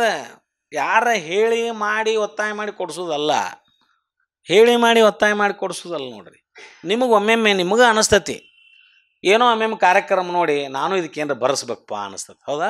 ಯಾವಾಗಾರ ಅನಿಸ್ತತಲ್ರಿ, ಅವ್ರು ಏನು ಕೇಳಿರಂಗಿಲ್ಲ ನಿಮ್ಮನ್ನು, ನೀವು ಕೊಡ್ತೀರಿ ಅಂತೂ ಕಲ್ಪನಾ ಇರಂಗಿಲ್ಲ ಅವರಿಗೆ, ನೀವು ಅಷ್ಟು ಕೊಡ್ತೀರಿ ಅಂತೂ ಕಲ್ಪನಾ ಇರಂಗಿಲ್ಲ. ಒಮ್ಮೆ ಬಂದು ಧಡಗ್ಗನ ನೀವು ಬಸವಂತಪ್ಪ ತೋಟದವ್ರ ಕೈಯಾಗ ತೋರಿ ನಂದೊಂದು 10,000 ಅಂತ ಕೊಟ್ಬಿಡ್ತಾರೆ ಅಲ್ಲ, ಬಸವ ಕೇಂದ್ರಕ್ಕೆ ತೋರಿ ನಮ್ಮ ದಾಸೋಹಕ್ಕಂತ. ಅವ್ರು ಯಾರನ್ನೂ ಕೇಳಿರಂಗಿಲ್ಲ, ಇನ್ನು ಅವ್ರಿಗೊಮ್ಮೆ ಬಂದುಬಿಡ್ದತ್ತದ, ತಾನೇ ಬರ್ತದ. ಆ ಭಾವ ಮುಟ್ಬೇಕಲ್ಲ, ಅದು ಆ ಕ್ಷಣದ ಸಮರ್ಪಣಾ ಭಾವ ಅದ, ಸುಮ್ಮ ಬರಂಗಿಲ್ಲ ಅದ. ಆ ಪರಿಸರ, ಆ ಒಂದು ಇದು ಎಲ್ಲ ನೋಡಿದಾಗ ಒಮ್ಮೆ ಆ ಒಂದು ಮನೋಸ್ಥಿತಿಗೆ ತಲುಪ್ತಾನ ಭಕ್ತ ಅದಾವ, ಆ ಮನೋಸ್ಥಿತಿಗೆ ತಲುಪಿರ್ತಾನೆ. ಶರಣರಾದರು ಸದಾ ಆ ಮನೋಸ್ಥಿತಿಯೊಳಗೆ ಇರ್ತಾರೆ, ಅವ್ರು ನಿರಂತರವಾಗಿ ಅದೇ ಸ್ಥಿತಿಯೊಳಗೆ ಇರ್ತಾರೆ. ಅವ್ರು ನಮ್ಮಂತಾರೆ ಯಾವಾಗಾರ ಒಮ್ಮೆ ಆ ಸ್ಥಿತಿಗೆ ಬಂದಿರ್ತೇವೆ ನಾವು, ಯಾವಾಗಾರ ಒಂದು ಕ್ಷಣ ಬಂದುಬಿಟ್ಟಿರ್ತೈತಿ. ಯಾವಾಗಾರ ಒಂದು ಕ್ಷಣ. ಆ ಕ್ಷಣದಾಗ ನಮ್ಗೆ ಏನರ ವಿಚಾರ ಬರ್ತದೆ ಅದನ್ನು ಮಾಡಿಬಿಡ್ತೇವೆ ನಾವು. ಅದನ್ನು ಮಾಡೋ ಹೊತ್ನ್ಯಾಗ ನಾವು ಏನು ಯಾರಿಗೆ ಕೊಡ್ಬೇಕಂತೀವಿ, ಅಕಸ್ಮಾತ್ ಅವ್ರು ನಮ್ಗೆ ದೌಡ್ ಸಿಗಲಿಲ್ಲ ಅಂತೇಳಿರಿ, ಅವಾಗ ಮತ್ತದು ಹೊಗೆ ಬಿಡ್ತದೆ ತಲೆಯಿಂದ, ಮತ್ತೊಮ್ಮೆ ಹೊಗೆ ಬಿಡ್ತೈತೆ. ಆ ಕ್ಷಣಕ್ಕೆ ಆಗ್ಬೇಕದು. ದಾಸು ಅನ್ನೋದು ಹಂಗೆ ಅದು. ತಲೆಯಾಗ ಬಂದಾಗ ವಿಚಾರ ಮಾಡ್ತೀನಿ ಅಂದ್ಬಿಟ್ರೆ ಅಂದ್ರೆ ಅದು ವಿಚಾರನ ಅದು ಕಾರ್ಯರೂಪಕ್ಕೆ ಬರಂಗಿಲ್ಲ. ಕಾರ್ಯರೂಪಕ್ಕೆ ಯಾರನ್ನವ್ರು ಕೇಳಿ ಮಾಡಿದ್ರೆ ಅಂದ್ರೆ ಮುಗೀತಲ್ಲಿ. ನಿಮ್ಮ ತಲೆಯಾಗ ಬಂದಿದ್ದು ಯಾರನ್ನ ಕೇಳಿದ್ರೆ ಅಂತೇಳಿರಿ, ಅಲ್ಲಿಗೆ ಮುಗೀತದು. ಅವ್ರು ನಿಮ್ಮನ್ನ ಎಳ್ದ ಬಿಡ್ತಾರೆ, ನಿಮಗೂ ಅವ್ರು ಎಳಿದಬೇಕಾಗಿರ್ತೈತಿ, ಮುಗೀತಲ್ಲಿ. ಯಾವುದೋ ಒಂದು ಧೈರ್ಯ ಮಾಡಿ ನಾವು ಕೊಡ್ಬೇಕಂತ ಮಾಡಿರ್ತೇವೆ, ಅದನ್ನು ಯಾರ ಮನ್ಯಾನ ಮಂದಿನ ಕೇಳಿದೆ ಅಂತೇಳಿರಿ, ಓ ಅಷ್ಟ ಕೊಡೋದು, ಓ ಅಷ್ಟ ನೀವು ಹೊಳೆ ಅಂದ್ಬಿಟ್ರೆ ಅಂದ್ರೆ ಮುಗೀತೀವಿ ಅವ್ರದಲ್ಲಿ. ಇವರು ಏನೋ ಧೈರ್ಯ ಮಾಡಿರ್ತಾರೆ ಒಮ್ಮೆ ಅನ್ಬೇಕಂತ, ಒಮ್ಮೆ ಅವ್ರು ಹಿಂಗೆ ಜಾಕಿ ಬಿಟ್ರೆ ಅಂದ್ರೆ ಮುಗ್ದವತ್ತೆ. ಅಷ್ಟು ಇಲ್ಲ ಇಷ್ಟು ಇಲ್ಲ, ಹಂಗೆ ಶಿವಾರ್ಪಣ ಮುಗಿದವತ್ತೆ. ಹಂಗೆ ಬರೀ ಖಾಲಿ ನಮಸ್ಕಾರ. ಅವಾಗ ಖಾಲಿ ಖಾಲಿ ನಮಸ್ಕಾರ ರೀ ಶರಣ್ರಿ, ನಮಸ್ಕಾರ ರೀ ಶರಣ್ರಿ, ಇಷ್ಟ. ಇದು ಹಿಂಗೆ ಮಾಡೋದು ತಪ್ಪನ್ನಂಗಿಲ್ಲ. ನಾನು ಆ ಭಾವದೊಳಗೆ ನಾವು ಇರಂಗಿಲ್ಲ ಅನ್ನೋಕೆ ಹಂಗೆ ಆಕತ್ತದ. ಆ ಭಾವದೊಳಗೆ ಬರುವಂಗೆ ಇರ್ಬೇಕು. ಸಮರ್ಪಣಾ ಭಾವ ಅನ್ನೋದೇನೈತಲ್ಲ, ಸದಾ ನಮ್ಮೊಳಗೆ ಅಳವಡುವಂಥ ಅದು ಅಹಂಕಾರದ ನಿರಸನದ ಪ್ರಕ್ರಿಯೆ ಅದು ಸಮರ್ಪಣಾ ಭಾವ ಅಂದ್ರೆ. ಅಹಂಕಾರ ಇತ್ತು, ಸಮರ್ಪಣಾ ಭಾವ ಇರುವುದಿಲ್ಲ. ಸಮರ್ಪಣಾ ಭಾವ ಇತ್ತು, ಅಹಂಕಾರ ಇರಂಗಿಲ್ಲ. ಎರಡೂ ಒಂದನ್ನು ಕೂಡಿ ಇರಂಗಿಲ್ಲ. ಅದು ನೀವು ಸಮರ್ಪಣಾ ಭಾವ ಬೆಳೆಸ್ಬೇಕಾಗಿತ್ತಂದ್ರೆ ಅಹಂಕಾರ ತಲೆಗಿಳಿಸ್ಬೇಕು, ಅಥವಾ ಇದನ್ನಾರ ಬೆಳೆಸ್ರಿ ಅಹಂಕಾರ ತಾನ ತಲೆಗಿಳಿತೈತಿ. ಎರಡೂ ಮಾಡೋ ಅವಶ್ಯಕತೆ ಇಲ್ಲ. ನೀವು ಅಹಂಕಾರ ತಲೆಗಿಳಿಸೋದು ಇದನ್ನ ಮೇಲೆ ಎಬ್ಸೋದು ಬೇಕಾಗಿಲ್ಲ. ಅಹಂಕಾರ ತಲೆಗಿಳಿಸಿದ್ರಿ, ಇಳಿಸ್ಕೊಂತ ಹೋದ್ರಿ, ಸಮರ್ಪಣಾ ಭಾವ ತಾನ ಮ್ಯಾದಕ್ಕೊಂತ ಹೋಗ್ತೈತಿ. ಎರಡಕ್ಕೂ ಕೆಲಸ ಮಾಡೋ ಅವಶ್ಯಕತೆ ಇಲ್ಲ. ನಾವು ಎರಡಕ್ಕೂ ಕೆಲಸ ಮಾಡೋ ಅವಶ್ಯಕತೆ. ಈಗ ಈ ಸಣ್ಣ ನೋಡ್ರಿ ಗಾರ್ಡನ್ಯಾಗ ಹಿಂಗೆ ಆಡೋ ಇರ್ತಾವೆ ನೋಡ್ರಿ, ನೀವು ಗೊತ್ತೇನ್ರಿ? ಈ ಇದು ಎರಡೂ ಕಡೆ ಇಳಿಯೋ ಅವಶ್ಯಕತೆ ಇಲ್ಲ ರೀ. ಅವ್ರು ಒತ್ತಟ್ಟು ಕುಂತ್ರೆ ಒತ್ತಟ್ಟಿದ್ದು ಏರ್ತೈತೆ. ಅದು ತಳ ಈಚೆ ಕಡೆ ಕುಂತ್ರೆ ಅದು ಏರ್ತಿರ್ತೈತಿ. ಇಲ್ಲಿ ಇಳಿಸೋದು ಅಷ್ಟೇ ಮಾಡ್ಬೇಕವ, ಏರೋದು ತಾನ ಏರ್ತಿರ್ತೈತೆ. ಹೌದಲ್ಲ? ನೋಡ್ರಿಲ್ಲ ಗಾರ್ಡನ್ಯಾಗ ಆಡೋದು ಇರ್ತಾವಲ್ಲ, ಅದಕ್ಕೇನು ಅಂತೀರಿ ನೋಡಿ, ಅದಕ್ಕೇನ ಅಂತೀರಿ ನೋಡಿ. ಹ್ಞೂ, ಒಂದ ಹುಡುಗಿದ್ನ ಅಂತ ತಿಳಿರಿ. ಒಂದ ಹುಡುಗ ಅವ ಏರ್ಸೋದು ಇಳಿಸೋದು ಎರಡೂ ಮಾಡೋದಿಲ್ಲ. ಅವ ಇದನ್ನ ಏರಿಸ್ಬೇಕಂದ್ರೆ ಅವ ತಳ ಇಳಿಸ್ಬಿಡ್ತಾನೆ, ಅದು ತಾನ ಏರ್ತೈತೆ. ಹೌದಾ? ಮುಂದೆ ಅದನ್ನು ಇಳಿಸ್ಬೇಕಂದ್ರೆ ಇದನ್ನ ಏನು ಮಾಡ್ತಾನೆ, ಏರಿಸ್ತಾನ. ಅಂದ್ರೆ ಕುಂತಿದ್ರೆ ಸ್ವಲ್ಪ ಎದ್ದು ನಿಂತಂದ್ರೆ ಅದು ಹಿಂಗೆ ಬಂದ್ಬಿಡ್ತೈತಿ. ಹಂಗದ ಅಹಂಕಾರ ಮತ್ತು ಸಮರ್ಪಣ ಭಾವ ಇದ್ದ. ಒಂದು ಅಹಂಕಾರ ಅಂತ ತಿಳ್ಕೊರಿ, ಒಂದು ಸಮರ್ಪಣ ಭಾವ ಅಂತ ತಿಳ್ಕೊರಿ. ನೀವು ಸಮರ್ಪಣಾ ಭಾವ ಏರಿಸ್ಬೇಕಾಗಿತ್ತಂದ್ರೆ ಅಹಂಕಾರ ಇಳಿಸ್ರಿ, ಸಹಪ್ರಮಾಣ ತಾನ ಏರ್ಬಿಡ್ತೈತಿ. ಬೇಡ, ಇದನ್ನು ಅಹಂಕಾರ ಇಳಿಸ್ಬೇಕಾಗಿತ್ತು ಅಂತೇಳಿರಿ, ಹೌದಾ? ಸಮರ್ಪಣ ನೀವು ಮ್ಯಾಲೆ ಏರಿಸ್ಕೊಂತ ಹೋಗ್ಬಿಡ್ರಿ. ಎರಡರಾಗ ಒಂದು ಮಾಡಿರಿ, ಎರಡೂ ಮಾಡೋ ಅವಶ್ಯಕತೆ ಇಲ್ಲ. ಬದುಕಿನಲ್ಲಿ ಏನೂ ನಾವು ಸಾಧಿಸಿಲ್ಲ ಅಂದ್ರೂ, ಏನೂ ನಮಗೆ ಮಂತ್ರ ಗೊತ್ತಿಲ್ಲ, ತಂತ್ರ ಗೊತ್ತಿಲ್ಲ, ನಮಗೇನು ಗೊತ್ತಿಲ್ಲ ರೀ, ನಾವು ಭಾಳ ಓದಿಲ್ಲ ರೀ, ವಚನ ಸಾಹಿತ್ಯ ಭಾಳ ಓದಿಲ್ಲ ರೀ, ನಾವು ಜೀವನ ನಮ್ದು ಏನು ರೀ 50 ವರ್ಷ ಅದು, 40 ವರ್ಷ ಅದು, 60 ವರ್ಷ ಅದು, ಇದು ನಮಗೆ ನಾವು ಯೌವನದೊಳಗಿದ್ದಾಗ ನಮಗೆ ಇದು ತಿಳಿಲೇ ಇಲ್ಲ, ನಮ್ಗೆ ಏನು ರೀ ಜೀವನ ವ್ಯರ್ಥ ಅಂತ ಅನ್ನೋ ಅವಶ್ಯಕತೆ ಇಲ್ಲ ರೀ. ಯಾವಾಗ ತಿಳಿದತ್ತಲ್ಲ ಅಲ್ಲಿಂದ ನಮ್ಮ ಜೀವನ ಚಾಲು ಅಂತ ತಿಳ್ಕೊರಿ. ಯಾವಾಗ ಇದರ ಅರಿವು ಬಂದೈತಲ್ಲ ನಮಗೆ, ಅಲ್ಲಿಂದ ನಮ್ಮ ಮರು ಹುಟ್ಟು ಅಂತ ತಿಳ್ಕೊಬೇಕು ನಾವು. ಅಲ್ಲಿವರೆಗೆ ಇದ್ದಿದ್ದು ಒಂದು ಜನ್ಮದ ಹೊಸ ಹುಟ್ಟು ನಮಗದ. ಅರಿವು ಜಾಗೃತ ಆತಂದ್ರೆ ಅದು ನಮ್ಮ ಹೊಸ ಹುಟ್ಟು. ಏನು ನಾವು ಮಾಡ್ಕೊತ ಬಂದೀವಪ್ಪ ಇಲ್ಲಿ ತನ, ಇದು ಸರಿಯಾದಂಥ ಮಾರ್ಗ ಹಿಡಿಲೇ ಇಲ್ಲ, ನಾವು ಮಾರ್ಗ ಗೊತ್ತಾಗಲಿಲ್ಲ ಅಂದ್ರೆ ದೌಡ್ ಗೊತ್ತಾಗೋದಿಲ್ಲ ಅದು. ಒಮ್ಮೆ ಯಾವಾಗ ಗೊತ್ತಾಗೈತಲ್ಲ ನಮಗೆ, ಈಗ ಗೊತ್ತಾಗೈತಲ್ಲ ಅಂತಾರೆ ಖುಷಿ ಪಡ್ಬೇಕು. ಇನ್ನೂ ಗೊತ್ತಾಗದವ್ರು ಭಾಳ ಮಂದಿ ಅದಾರಲ್ಲ ನಮ್ಮ ಕಣ್ಣು ಮುಂದೆ, ಅವ್ರನ್ನ ನೋಡಿ ನಾವು ಖುಷಿ ಪಡ್ಬೇಕು. ಅವ್ರು ಇನ್ನೂ ಯಾವ ಲೆಕ್ಕದಾಗ ಅದಾರ ಹೇಳಿದ್ರೆ ನಮಗೆ ಏನಾರ ಅಂತಿರ್ತಾರ ಅವ್ರು, ನಿಂದೊಳೆ ಹಚ್ಚಿ ಹೋಗಂತಾರ ಅವ್ರು. ನಮಗೆ ಬಂದು ನೀವು ಹಂಗೆ ಒಂದು ನಮ್ಮನೆ ಹೇಳಕ್ಕಂತಾರ. ಅಂತಾರು ನೋಡಿ ಸಿಟ್ಟಿಗೇಳುವಂಗಿಲ್ರಿ, ಕರುಣೆ ಪಡ್ಬೇಕು ನಾವು.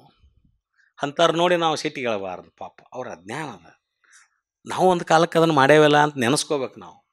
ನಾವು ಒಂದು ಕಾಲಕ್ಕೆ ಅವ್ರು ಮಾಡಿದ್ದು ಮಾಡೇವಲ್ಲ ಅಂತ ನೆನೆಸ್ಕೊಂಡು ಅವ್ರ ಬಗ್ಗೆ ಕರುಣೆ ತೋರ್ಬೇಕು, ಅವ್ರ ಬಗ್ಗೆ ಸಿಟ್ಟಾಗಬಾರ್ದು. ಸಾಧ್ಯ ಆದರೆ ಅವ್ರಿಗೆ ತಿಳುವಳಿಕೆ ಕೊಡೋ ಪ್ರಯತ್ನ ಮಾಡ್ಬೇಕು ಹೊರತು ಅವ್ರನ್ನ ದ್ವೇಷ ಮಾಡೋದಾಗಲಿ, ಅವ್ರ ಜೋಡಿ ವೈರತ್ವ ಮಾಡೋದಾಗಲಿ ಈ ವಿಷಯದಾಗ ನಾವು ಎಂದೂ ಮಾಡಬಾರ್ದು ಅಂತ. ಅವ್ರು ನಮ್ಮವರೇ, ನಮ್ಮ ಜೊತೆಗಿರೋರು, ನಮ್ಮ ಮನೆ ಬಾಜುಕ್ಕೆ ಇರೋರು, ನಮ್ಮ ಮನ್ಯಾಗ ಇರ್ತಾರಂತ ತಿಳ್ಕೊರಲ್ಲ, ನಮ್ಮ ಮನೆಯೊಳಗೆ ಒಬ್ರು ಹಿಂಗೆ ಇರ್ತಾರಂತ ತಿಳ್ಕೊರಲ್ಲ. ಅವ್ರನ್ನೇನು ದ್ವೇಷ ಮಾಡೋದೈತಿ, ಆ ವಿಷಯದ ಮೇಲೆ ನಾವು ವೈರತ್ವ ಮಾಡೋದೈತಿ, ಅವ್ರ ಜೊತೆ ಮಾತು ಬಿಡೋದೈತಿ. ಅವ್ರ ಬಗ್ಗೆ ಕೇವಲ ಕರುಣೆ ಪಡಬೇಕು, ಕನಿಕರ ಪಡಬೇಕು. ಯಾಕಂದ್ರೆ ಎಷ್ಟು ನಿರ್ಭಾಗ್ಯರದಾರಲ್ಲಪ್ಪ ಅವರು. ಭಗವಂತ ಅವರಿಗೆ ಸರಿಯಾದ ಜ್ಞಾನ ಕೊಡಪ್ಪ, ಅವ್ರಿಗೆ ಸರಿಯಾದ ಅರಿವು ನನಗೆ ಹೆಂಗೆ ಕೊಟ್ಟಿಲ್ಲ, ಅವ್ರಿಗೆ ಒಂದು ಸ್ವಲ್ಪ ಅರಿವು ಕೊಡಂತ ನಾವು ಲಿಂಗೈನಲ್ಲಿ ಬೇಡ್ಕೋಬೇಕು ಹೊರತು ಅವ್ರನ್ನ ಬೈಯೋದಾಗಲಿ ಸಿಟ್ಟು ಮಾಡೋದಾಗಲಿ ಮಾಡಬಾರ್ದು ನಾವು. ಯಾಕೆ?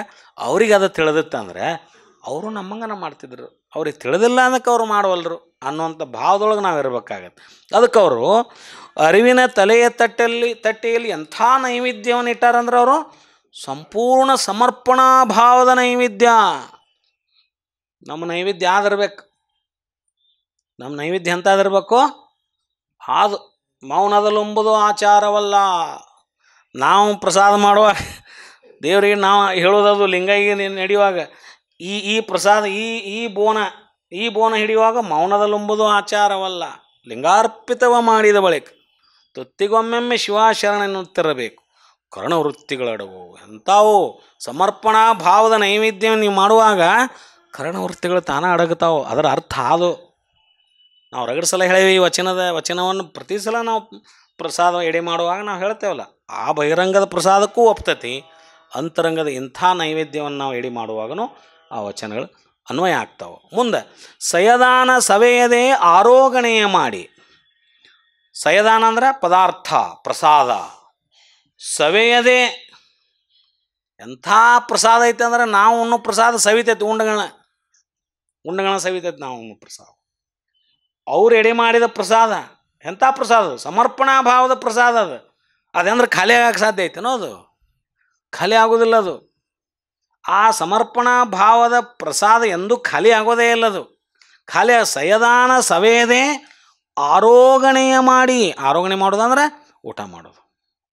ಆರೋಗಣೆ ಮಾಡೋದು ಅಂದ್ರೆ ಸ್ವೀಕಾರ ಮಾಡೋದು. ಹೌದಾ? ಆರೋಗಣೆಯ ಮಾಡಿ ಕಾಯ ಕರ್ಣ ಮನ ಮುಂತಾಗಿ ತಾನು ಸಹಿತ ಸಮರ್ಪಣ ಭಾವದ ಬೋನವ ಅಲ್ಲಮ ಪ್ರಭುಲಿಂಗವು ಸವೆಯದಂತೆ ಅದೆಂದೂ ಕರಿಗೆ ಹೋಗದಂತೆ ಆ ಸಮರ್ಪಣ ಭಾವ ಅವನ ತಲೆಯೊಳಗೆ ಅವನ ಭಾವದೊಳಗೆ ಎಂದೂ ಅಳಿಯಲಾರ್ದಂಗೆ ಸವಿತಾನಂತ ಪ್ರಭುದೇವ ಶಿವಯೋಗಿ. ನಾವು ನೀಡು ಎಡಿ ಡಬರಿ ಖಾಲಿ ಹಾಕೈತ್ರಿ ಉಂಡ್ರೆ, ಹೌದಲ್ರಿ? ಈ ಸಮರ್ಪಣಾ ಭಾವದ ನೈವೇದ್ಯ ಇದು ಖಾಲಿ ಆಗದ ಶಿವಯೋಗಿ ಸಂತೃಪ್ತಿ ಹಾಕಾನಂತ. ಮತ್ತು ಅದು ಇದರಂಗೆ ಖಾಲಿ ಆದ್ರೆ ಮತ್ತು ಸಮರ್ಪಣ ಭಾವನ ಖಾಲಿ ಆದಂಗೆ ಆತಲ್ಲ, ಮುಂದೆ ಏನು ಮಾಡಬೇಕು ಸಾಧಕ? ಅದಕ್ಕೆ ಖಾಲಿ ಆಗೋದಿಲ್ಲ. ಸಮರ್ಪಣಾ ಭಾವ ಅಂತಕ್ಕಂಥ ಪ್ರಸಾದ ಎಂದೂ ಸವೆಯದ ಸೈದಾನ ಅದು. ಅದನ್ನು ಆರೋಗಣೆ ಮಾಡ್ತಾರಂತ ಪ್ರಭುದೇವರು. ಅದನ್ನು ಅವರು ಪ್ರಸಾದವನ್ನು ಹೆಂಗೆ ಸ್ವೀಕಾರ ಮಾಡ್ತಾರಂದ್ರೆ ಆ ಭಕ್ತನ ಅರಿವಿನ ತಲೆ ಎಂಬ ತಟ್ಟೆಯಲ್ಲಿ ಸಮರ್ಪಣಾ ಭಾವದ ಪ್ರಸಾದವನ್ನು ಎಡೆ ಮಾಡಿದಾಗ ಆ ಸಮರ್ಪಣಾ ಭಾವದ ಪ್ರಸಾದ ಖಾಲಿ ಆಗದಂಗೆ ತುಂಬಿದು ಇದ್ದಂಗನೆ ಈತ ಆರೋಗಣೆ ಮಾಡಿ ಸಂತೃಪ್ತಿಗೊಳ್ತಾನಂತ ಶಿವಯೋಗಿ. ಎಂಥ ವಿಚಿತ್ರ ಮತ್ತು ಎಂಥ ಔನ್ನತ್ಯವಾಗಿರ್ತಕ್ಕಂಥ ಒಂದು ಪ್ರಸಂಗ ನೋಡ್ರಿ ಇದು. ನಾವು ಅಡಿಗೆ ಮಾಡಿದ್ದನ್ನು ಹಿಡಿದ್ರೆ ಡಬರಿ ಖಾಲಿ ಆಕೈತಿ. ಅಕ್ಷಯ ಪಾತ್ರೆ ಅಂತ ನಾವು ಕರಿತೇವಲ್ಲ, ಅಕ್ಷಯ ಪಾತ್ರೆ ಒಳಗೆ ಏನು ನೀಡಿದ್ರು ಅದು ಖಾಲಿ ಆಗೋದಿಲ್ಲ. ಅಂದ್ರೆ ಏನು ನೀಡಿದ್ರು ಖಾಲಿ ಆಗೋದಂದ್ರೆ ಇದು ಖಾಲಿ ಆಗೋದಿಲ್ಲ. ಏನು ನೀಡಿದ್ರು ಈ ಅಕ್ಷಯ ಪಾತ್ರೆ, ಈ ಪಾತ್ರೆಯಲ್ಲಿ, ಯಾವ ಪಾತ್ರೆ? ಅರಿವಿನ ತಲೆ ಎಂಬ ತಟ್ಟೆಯಲ್ಲಿ ಸಮರ್ಪಣಾ ಭಾವದ ಪ್ರಸಾದ ಅದು ಅಕ್ಷಯ ಪಾತ್ರೆ ಇದ್ದಂಗೆ ಅದು ಎಂದೂ ಖಾಲಿ ಆಗಲಾರ್ದ ಪ್ರಸಾದ ಅದು. ಅದನ್ನು ನಾವು ಈ ಅಕ್ಷಯ ಪಾತ್ರೆಗೆ ಹಂಚ್ಕೊತೇವೆ, ಆ ಮಾತು ಬೇರೆ ಇರಲಿ. ಇಂಥ ಒಂದು ಕೌತುಕ ಏನೈತಲ್ಲ, ವಿಚಿತ್ರ, ಇದು ಕೌತುಕನೇ ಸರಿ, ಇದೊಂದು ಕೌತುಕವೇ. ಎಡಿ ಮಾಡಿದ್ರು ಬಾಂಡೆದಾಯನ ಅಡಿ ಹಿಂಗೆ ಉಳ್ದೈತೆ ಅಂದ್ರೆ ಮತ್ತು ಕೌತುಕ ಅಲ್ಲನ್ರಿ ನಮಗದು ಕೌತುಕನ. ಅವ್ರು ಪ್ರಸಾದ ಸ್ವೀಕಾರ ಮಾಡಿದ್ರು ಬಾಂಡೆದಾನ ಅಡಿಗೆ ಹಂಗೆ ಉಳ್ದೈತೆ ಅಂದ್ರೆ ಮತ್ತು ಕೌತುಕ ಹೌದಿಲ್ರಿ? ಆ ಭಾವದಲ್ಲಿ ಅವ್ರು ಹೇಳ್ತಾರೆ. ಉಂಡ ವಾಯ ತೊಳೆದರೆ ಸಂದೇಹವಾವುದೆಂದು ಮೇಲು ಸರಿಗಿನೊಳು ತೊಡೆದುಕೊಂಡು. ಅಂದರೆ ಅಲ್ಲಮನ ಅಂದರೆ ಅದು ಮಹಾಘನ ಮಹಿಮರವರು. ಅವ್ರಿಗೆ ಎಂಜಲ್ ಅನ್ನೋದಿಲ್ಲ. ಮಹಾಶಿವಯೋಗಿ ಪ್ರಸಾದ ಮಾಡಿದ ಮೇಲೆ ಕೈ ಎಂಜಲಾಗೋದಿಲ್ಲ, ಬಾಯಿ ಎಂಜಲಾಗೋದಿಲ್ಲ ಅಂತ ನೋಡ್ರಿ. ಕೈ ಎಂಜಲಿಲ್ಲ, ಬಾಯಿ ಎಂಜಲಿಲ್ಲ. ಮಹಾಶಿವಯೋಗಿ ಪ್ರಸಾದವನ್ನು ಸ್ವೀಕಾರ ಮಾಡಿದಾಗ ಅದಕ್ಕೆ ಮಡಿ ಹುಡಿ ಅಂತಕ್ಕಂಥದ್ದಿಲ್ಲ. ನಮ್ಮ ಕೈ ನಾವು ಉಂಡ್ರೆ ಕೈ ಎಂಜಲ ಆಯ್ತು ಅಂತೀವಿ, ಮತ್ತು ಏನರ ಮುಟ್ಬೇಕಂದ್ರೆ ಕೈ ತೊಳ್ಕೊಂಡು ಮುಡ್ತೇವೆ ನಾವು. ಅಲ್ಲಿ ಎಂಜಲ್ ಅಂತಕ್ಕಂಥದ್ದಿಲ್ಲ ಆ ಭಾವದಲ್ಲಿ.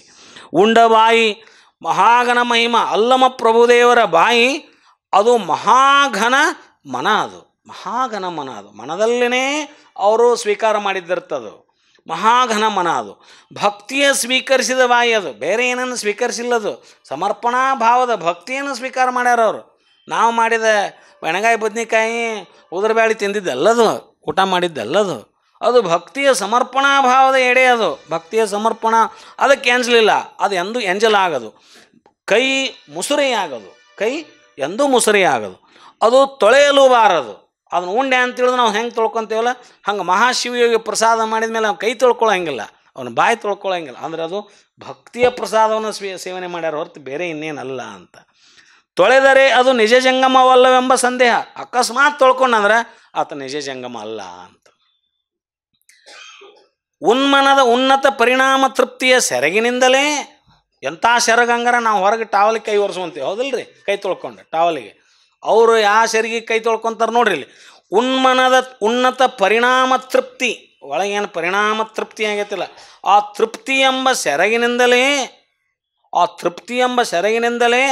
ಆ ಜಂಗಮ ತನ್ನ ಬಾಯಿಯನ್ನು ತೊಳ್ಕೊತಾನ, ಒರೆಸ್ಕೊತಾನ. ಅದು ಸೆರಗು, ನಮ್ಮ ಸೆರಗಲ್ಲ. ಒಂದೇ ವಚನ ಇದು ನೋಡ್ರಿ, ಹೆಂಗೈತಿ ಇದು, ಒಂದೇ ವಚನ. ಮುಂದೆ ಬಾಯ ಮುಚ್ಚಳ ತೆಗೆಯದೆ, ಭಾಂಡೆ ಬಾಯ ಮುಚ್ಚಳ ತೆಗೆಯದೆ ತ್ರಿಕರಣವೆಂಬ ತಾಂಬೂಲವ ನವಧರಿಸಿದ ಭಾವದ ಕನ್ನಡವ ಹರಿದು ಹಾಕಿದ. ಕನ್ನಡ ಅಂದ್ರೆ ಭ್ರಮೆ, ಕನ್ನಡವ ಹರಿದು ಹಾಕಿದ ಅಂದ್ರೆ ಆ ಭ್ರಮೆಯನ್ನು ಹರಿದು ಹಾಕಿದ್ದು ಅಂತ. ಈ ಭಾವದ ಬಯಕೆ ಏನೈತಲ್ಲ, ಅದರ ಬಾಯಿ ಮುಚ್ಚಳ ತೆಗೆಯದೆ, ಭಾವದ ಬಯಕೆ ಬಾಯಿ ಮುಚ್ಚಳವನ್ನು ತೆಗಿಲಾರ್ದನೆ ಮತ್ತೇನನ್ನೂ ಬಯಸದೆ, ಬಾಯಿ ತೆಗೆದ್ರೆ ಏನೂ ಬಯಸಲಾರ್ದನೆ ಕಾಯ ವಾಚ ಮನಸ್ಸೆಂಬ ತ್ರಿಕರಣ ಶುದ್ಧಿಯ, ಕಾಯ ವಾಚ ಮನಸ್ಸೆಂಬ ತ್ರಿಕರಣ ಶುದ್ಧಿ, ಕಾಯದಿಂದ ಶುದ್ಧಿ ಆಗಿರಬೇಕು, ಹೌದಾ? ವಾಚನದಿಂದ ಶುದ್ಧಿ ಆಗಬೇಕು, ಮನಸ್ಸಿನಿಂದ ಶುದ್ಧಿ ಆಗಬೇಕು, ತ್ರಿಕರಣ ಶುದ್ಧಿ.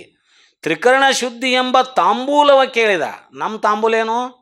ಅಡಿಕೆ, ಎಲೆ, ಸುಣ್ಣ. ಆ ಶಿವಯೋಗಿಯ ತಾಂಬೂಲ ಯಾವುದು? ಕಾಯ ವಾಚ ಮನಸ ಎಂಬ ತ್ರಿಕರಣ ಶುದ್ಧಿಯ ತಾಂಬೂಲವ ಕೇಳಿದ. ಎನ್ನ ಜಾತಿ ವರ್ಣ ಆಶ್ರಮ ಕುಲ ಗೋತ್ರ ನಾಮಗಳೆಂಬ 6 ಭ್ರಮೆಗಳ ನಾಶಗೊಳಿಸಿದ. ಕನ್ನಡ ಯಾವ ಭ್ರಮೆ ಅದು? ಭ್ರಮೆಯನ್ನು ಹರಿ ಹಾಕಿದ ಅಂದರೆ ಯಾವ ಭ್ರಮೆಯನ್ನು ಹರಿ ಹಾಕಿದವ? ನಮ್ಮಲ್ಲಿ ಭ್ರಮ ಅದಾವಲ್ಲ, ಷಡ್ ಭ್ರಮೆಗಳದಾವಲ್ಲ ನಮ್ಮಲ್ಲಿ. ಷಡ್ ಭ್ರಮೆಗಳು ಯಾವ? ನಮ್ಮ ಷಡ್ ಭ್ರಮೆಗಳು ಜಾತಿ, ಒಂದೇದ್ದು ಬರೋದ ನಮ್ದು, ಅವ ಯಾವ ಜಾತಿ ಅವ. ವರ್ಣ, ಯಾವ ವರ್ಣದವನವನು, ಹೌದಾ? ಆಶ್ರಮ, ಯಾವ ಆಶ್ರಮದವನು. ಕುಲ, ಯಾವ ಕುಲದವನವನು.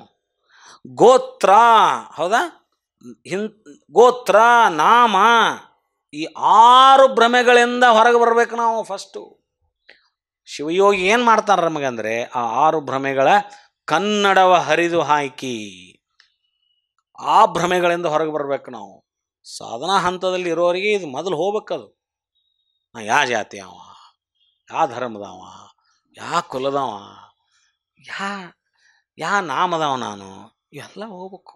ಇವೆಲ್ಲ ಶರೀರಕ್ಕಿಟ್ಟಂಥ ಹೆಸರುಗಳಿವು, ಶರೀರಕ್ಕಿಟ್ಟಂಥ ಕುಲ ಇದು. ಈ ಭೌತಿಕ ಈ ಶರೀರ ಬಂದ ಮೇಲೆ ಇವಕ್ಕೆಲ್ಲ ಅಂಟುಕೊಂಡಾವಿವು. ಒಳಗಿರೋ ಆತ್ಮಕ್ಕೆ ಯಾವ ಕುಲ ಐತಿ, ಒಳಗಿರೋ ಆತ್ಮಕ್ಕೆ ಯಾವ ಹೆಸರು ಐತಿ, ಒಳಗಿರೋ ಆತ್ಮ ಚೈತನ್ಯಕ್ಕೆ ಯಾವ ಗೋತ್ರ ಐತಿ, ಒಳಗಿರೋ ಆತ್ಮ ಚೈತನ್ಯಕ್ಕೆ ಯಾವ ವರ್ಣಗಳದಾವು? ಏನೂ ಇಲ್ಲ. ಇವು ಶರೀರವನ್ನು ಆಶ್ರಯಿಸಿದ ಮೇಲೆ, ಆತ್ಮ ಚೈತನ್ಯ ಶರೀರವನ್ನು ಆಶ್ರಯಿಸಿದ ಮೇಲೆ ಈ ಶರೀರಕ್ಕೆ ನಾವು ಅಂಟಿಸೇವೆ. ಅದನ್ನು ಶರೀರಕ್ಕೆ ಅವ ಇಂಥ ಜಾತಿಯವ ಅಂತ ನಾವು ಫಿಕ್ಸ್ ಮಾಡಿದ್ವಿ, ಅವ ಇಂಥ ಕುಲದವ ಅಂತ ಫಿಕ್ಸ್ ಮಾಡಿದ್ವಿ. ಭೌತಿಕ ಶರೀರಕ್ಕೆ ಇಟ್ಟಂಥ ಹೆಸರದು. ಆ ಭೌತಿಕ ಶರೀರದ ಸಂಘದಿಂದ ಒಳಗೆ ಆತ್ಮ ಚೈತನ್ಯಕ್ಕೆ ನಾವು ಅಂಟಿಸ್ದಂಗೆ ಮಾಡೇವಿ. ಆತ್ಮ ಚೈತನ್ಯಕ್ಕೆ ಇವು ಯಾವೂ ಇಲ್ಲ. ಅದಕ್ಕೆ ಅವ್ರು never belong to any place, never belong to any religion, never belong to any person, never belong to ಎದಕ್ಕೂ ಅಂಟ್ಕೋಬೇಡ ಅಂತಾರೆ ಅವ್ರು. ಈ ಭ್ರಮೆಗಳಿಂದ ಹೊರಗೆ ಬರಬೇಕು. Why limit yourself? ನಿನ್ನಷ್ಟಕ್ಕೆ ನೀನು ಯಾಕೆ ಸಂಕುಚಿತ ಆಗಕತ್ತೀವ ಮನುಷ್ಯ? ನಿನ್ನಷ್ಟಕ್ಕೆ ನೀನು ನಾ ಇವ ಅಂತ ಅಂದ್ಕೊಂಡು ನೀನು ಯಾಕೆ ಸಂಕುಚಿತ ಆಗಕತ್ತಿ? When whole universe is available, ಇಡೀ ವಿಶ್ವ ಚೈತನ್ಯವೇ ನಿನ್ನ ಸಲುವಾಗಿ ಇದ್ದಾಗ ನಿನ್ನಷ್ಟಕ್ಕೆ ನಾ ಅಂಥವ, ನಾ ಇಂಥವನ, ಆ ಜಾತಿಯವ, ನಾ ಈ ಜಾತಿಯವ ಅಂದ್ಕೊಂಡು ಆ ಇಡೀ ವಿಶ್ವ ಚೈತನ್ಯದಿಂದ ನೀ ಯಾಕೆ ದೂರ ಆಗಕತ್ತಿ? ಲುಕ್ಸಾನ ವಿಶ್ವ ಚೈತನ್ಯಕ್ಕೆ ಆಗೋದಿಲ್ಲ. ಲುಕ್ಸಾನ ಆಗೋದು ನನಗಾಗತ್ತೆ. ನಾನು ಆ ಭ್ರಮೆಗಳಿಂದ ಹೊರಗೆ ಬರಬೇಕು. I should come out from those things.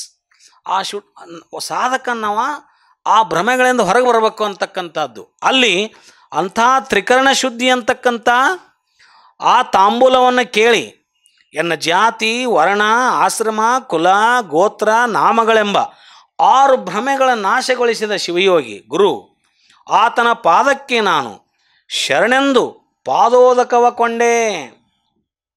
ಇಂಥ ಮಹಾಘನಲಿಂಗದ ಪಾದಕ್ಕೆ ನಾನು ಶರಣು ಶರಣು ಅಂತಂದು ಭಕ್ತಿಯಿಂದ ಅವರಿಗೆ ಶರಣು ಮಾಡಿ ಅವರಿಂದ ಕರುಣೆಯ, ವಿನಯದ, ಸಮತೆಯ ಪಾದೋದಕವನ್ನು ಪಡೆದುಕೊಂಡೆ. ನಾವು ಹೇಳ್ತೇವಲ್ಲ, ಲಿಂಗೈಗೆ ಹಾಕುವಾಗ ಹೇಳ್ತೇವಲ್ಲ, ಕರುಣಾಜಲ, ಹೌದಾ, ವಿನಯಾಜಲ, ಸಮತಾಜಲ ಅಂಥೇಳಿ ಲಿಂಗೈಗೆ 3 ಸಲ ಹಾಕ್ಕೊಂಡು ಆ ಪಾದ ತೊಗೊತೇವಲ್ಲ. ಇದನ್ನು ಆ ಮಹಾಜಂಗಮ ಪುಂಗವಂಗೆ ನಾವು ಅರ್ಚನೆ ಮಾಡಿ, ನೈವೇದ್ಯ ಮಾಡಿ, ಆರತಿ ಎತ್ತಿ, ಯಾವ ಅರ್ಚನೆ, ಯಾವ ಆರತಿ, ಆಮೇಲೆ ಯಾವ ಭ್ರಮೆಯಿಂದ ಹೊರಗೆ ಬಂದ್ವಿ, ಇವನ್ನೆಲ್ಲ ಮಾಡಿ ಆದಮೇಲೆ ಆತನಿಂದ ಪರಿಣಾಮ ಏನು, ಅರ್ಚನೆ ಮಾಡಿದ ಪರಿಣಾಮ ಏನಂದರೆ ಪರಳಿ ನಾವು ಪಾದೋದಕವನ್ನು ಆ ಗುರುವಿನಿಂದ ಪಡೆಯೋದು ಅಂತಕ್ಕಂಥ ಅದು ಪರಿಣಾಮ. ಭಕ್ತನಿಗೆ ಆಗ್ತಕ್ಕಂಥ ಪ್ರತಿಫಲ, ಭಕ್ತನಿಗೆ ಲಭಿಸ್ತಕ್ಕಂಥ ಪ್ರತಿಫಲ ಯಾವುದು ಅಂತಂದರೆ ಅದು ಆ ಜಂಗಮ ಪುಂಗವನಿಂದ ಸಿಗ್ತಕ್ಕಂಥ ಮಹಾಪಾದೋದಕ, ಪವಿತ್ರ ಪಾದೋದಕ ಅಂತಕ್ಕಂಥದ್ದು. ಆತನ ಪ್ರಸಾದಕ್ಕೆನ್ನ ಸೆರಗ ಹಾಸಿ ಆರೋಗಿಸಿ ಸುಖಿಯಾದೇನು. ಪಾದೋದಕ ತೊಗೊಂಡ್ಮೇಲೆ ಮತ್ತು ಪ್ರಸಾದ, ಹೌದಾ, ಮೊದಲು ಪಾದೋದಕ ನಂತರ ಪ್ರಸಾದ.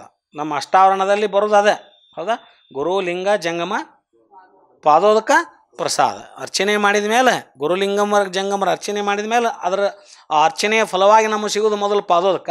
ಪಾದೋದಕ ಆದಮೇಲೆ ನಂತರ ಪ್ರಸಾದ. ನಾವು ಯಾವ್ದಾರ ಗುರುಗಳ ಹತ್ರ ಹೋದಾಗ ಅವ್ರು ಮೊದಲು ನಮಗೆ ಪಾದೋದಕ ಕೊಡ್ತಾರೆ, ಆಮೇಲೆ ಪ್ರಸಾದಕ್ಕೆ ಕೊಡ್ರಿ ಅಂತಾರೆ. ಅದು ಪದ್ಧತಿ. ಅದು ಮೊದಲು ಆ ಗುರುಗಳ ಹತ್ರ ಪಾದೋದಕ ತೆಗೆದುಕೊಳ್ತೀವಿ. ನಮ್ಮ ಲಿಂಗಾಯನ ಹೊರಗೆ ತೆಗೆದು ಲಿಂಗಾಯನ ಮೇಲೆ ಅವರು ಪಾದೋದಕ ಹಾಕ್ತಾರೆ. ಪಾದೋದಕನ್ನು ನಾವು ಭಕ್ತಿಯಿಂದ ಸ್ವೀಕಾರ ಮಾಡಿ ಆಮೇಲೆ ಪ್ರಸಾದಕ್ಕೆ ಕುಂದಿರ್ತೀವಿ. ಅದು ಗುರುಲಿಂಗ ಜಂಗಮರ ಅರ್ಚನೆ ಅಂತಾರೆ. ಜಂಗಮರ ಮುಂದಿದ್ರೆ ನಾವು ಜಂಗಮ ಪಾದೋದಕವನ್ನು ಪಡಿಬೇಕು. ಜಂಗಮ ನಿತ್ಯ ದರ್ಶನ ಆಗದೇ ಇದ್ದಾಗ ನಾವು ಲಿಂಗ ಪಾದೋದಕ ಅಂತ ಮನೆಯೊಳಗೆ ದಿನ ಜಂಗಮನ ಹುಡ್ಕೊಂಡು ಹೋಗೋಕ್ಕಾಗೋದಿಲ್ಲ. ಅವಾಗ ನಾವು ನಿತ್ಯ ಲಿಂಗ ಪಾದೋದಕ ನಮ್ಮ ಅಂಗೈಲಿರೋ ಲಿಂಗವನ್ನೇ ಪೂಜೆ ಮಾಡಿ ಆದಮೇಲೆ ಹರಿಸಿದ ಮೇಲೆ ನಾವು ಈ 3 ಥರದ ಪಾದೋದಕವನ್ನು ತಯಾರು ಮಾಡಿಕೊಂಡು ಲಿಂಗ ಪಾದೋದಕವನ್ನು ತಯಾರು ಮಾಡ್ಕೊಂಡು ನಾವು ಅತಿ ಭಕ್ತಿಯಿಂದ ಅದನ್ನು ಸ್ವೀಕಾರ ಮಾಡಿ ನಂತರ ನಾವು ಶಿವ ಶಿವ ಬಸವ ಬಸವ ಅಂತ ನಮ್ಮ ಪ್ರಸಾದವನ್ನು ಎಂದಿನಂತೆ ಸ್ವೀಕಾರ ಮಾಡ್ತಕ್ಕಂಥ ಕ್ರಮ ಅದನ್ನು ಇಲ್ಲಿ ಹೇಳಕತ್ತಾರೆ ಅವರು. ಎಂಥ ಪಾದೋದಕ ಪಡ್ಕೊಂಡು ಯಾವ ಪ್ರಸಾದ, ಆತನ ಪ್ರಸಾದಕ್ಕೆನ್ನ ಸೆರಗ ಹಾಸಿ. ಪ್ರಸಾದ ನಾವು ಹೆಂಗೆ ತೊಗೊತೇವೆ, ಯಾರ ಮಹಾತ್ಮರ ಪ್ರಸಾದ ಕೊಡುವಾಗ ಸುಮ್ಮ ಕೈ ಹೊಡ್ತೇವೆ ನಾವು, ಇಲ್ಲ, ನಾವು ಅದೊಂದು ಕ್ರಮ ಇತ್ತು ನಮ್ದು, ಹೌದಾ. ಶರ್ಟ್ ಇದ್ದರೆ ಶರ್ಟು, ನೀವು ಮ್ಯಾಲೆ ಟವಲ್ ಇದ್ದರೆ ಟವಲ್ನ ತೊಗೊಳ್ಳೋದು. ಈ ರೀತಿಯಾಗಿ ಅವ್ರು ಹೇಳಕ್ಕೆ ನನ್ನ ಸೆರಗ, ಆತನ ಪ್ರಸಾದಕ್ಕೆನ್ನ ಸೆರಗ ಹಾಸಿ ಆರೋಗಿಸಿ ಸುಖಿ ಆದೆನು. ನಾ ಆರೋಗಿಸಿದೆ ಅವಾಗ, ನಾ ಊಟ ಮಾಡಿದೆ ಅವಾಗ. ಮೊದಲು ಅವರು ಊಟ ಮಾಡಿದರು, ಆಮೇಲೆ ಅವರ ಪ್ರಸಾದವನ್ನು ನಾ ಸ್ವೀಕಾರ ಮಾಡಿ ನಾನು ಏನು ಮಾಡಿದೆ, ಸುಖಿ ಆದೆನು. ಮಹಾಘನಲಿಂಗದ ಪ್ರಸಾದ ಪಡೆಯೋದಕ್ಕಾಗಿ ಎನ್ನ ಸರ್ವಾಂಗಾರ್ಪಣ ಭಾವದ ಸೆರಗ ಹಾಸಿ. ನಾ ಎಂಥ ಸೆರಗ ಹಾಸಿದೆ, ಸರ್ವಾಂಗಾರ್ಪಣವಾದ ಸೆರಗ ಹಾಸಿ ಅವರ ಕರುಣ ಪ್ರಸಾದವ ಸ್ವೀಕರಿಸಿ ಪರಮ ಸುಖಿ ಆದನು. ಗುರು ಕೊಡ್ತಕ್ಕಂಥ ಪ್ರಸಾದ ಅದು ನಾವು ಕರ್ಣಪ್ರಸಾದ ಅಂತ ಗೊತ್ತಿನ ಕರುಣ ಪ್ರಸಾದ. ಅದು ಕರ್ಣ ಪ್ರಸಾದ ಅಲ್ಲ, ಕರ್ಣ ಅಂದರೆ ಕಿವಿ ಆಗತ್ತೆ, ಹೌದಾ. ಅದು ಗುರುವಿನ ಕರುಣ ಪ್ರಸಾದ, ಹೌದಾ. ಕರುಣ ಪ್ರಸಾದವನ್ನು ಸ್ವೀಕರಿಸಿ ಪರಮ ಸುಖಿಯಾದೆ.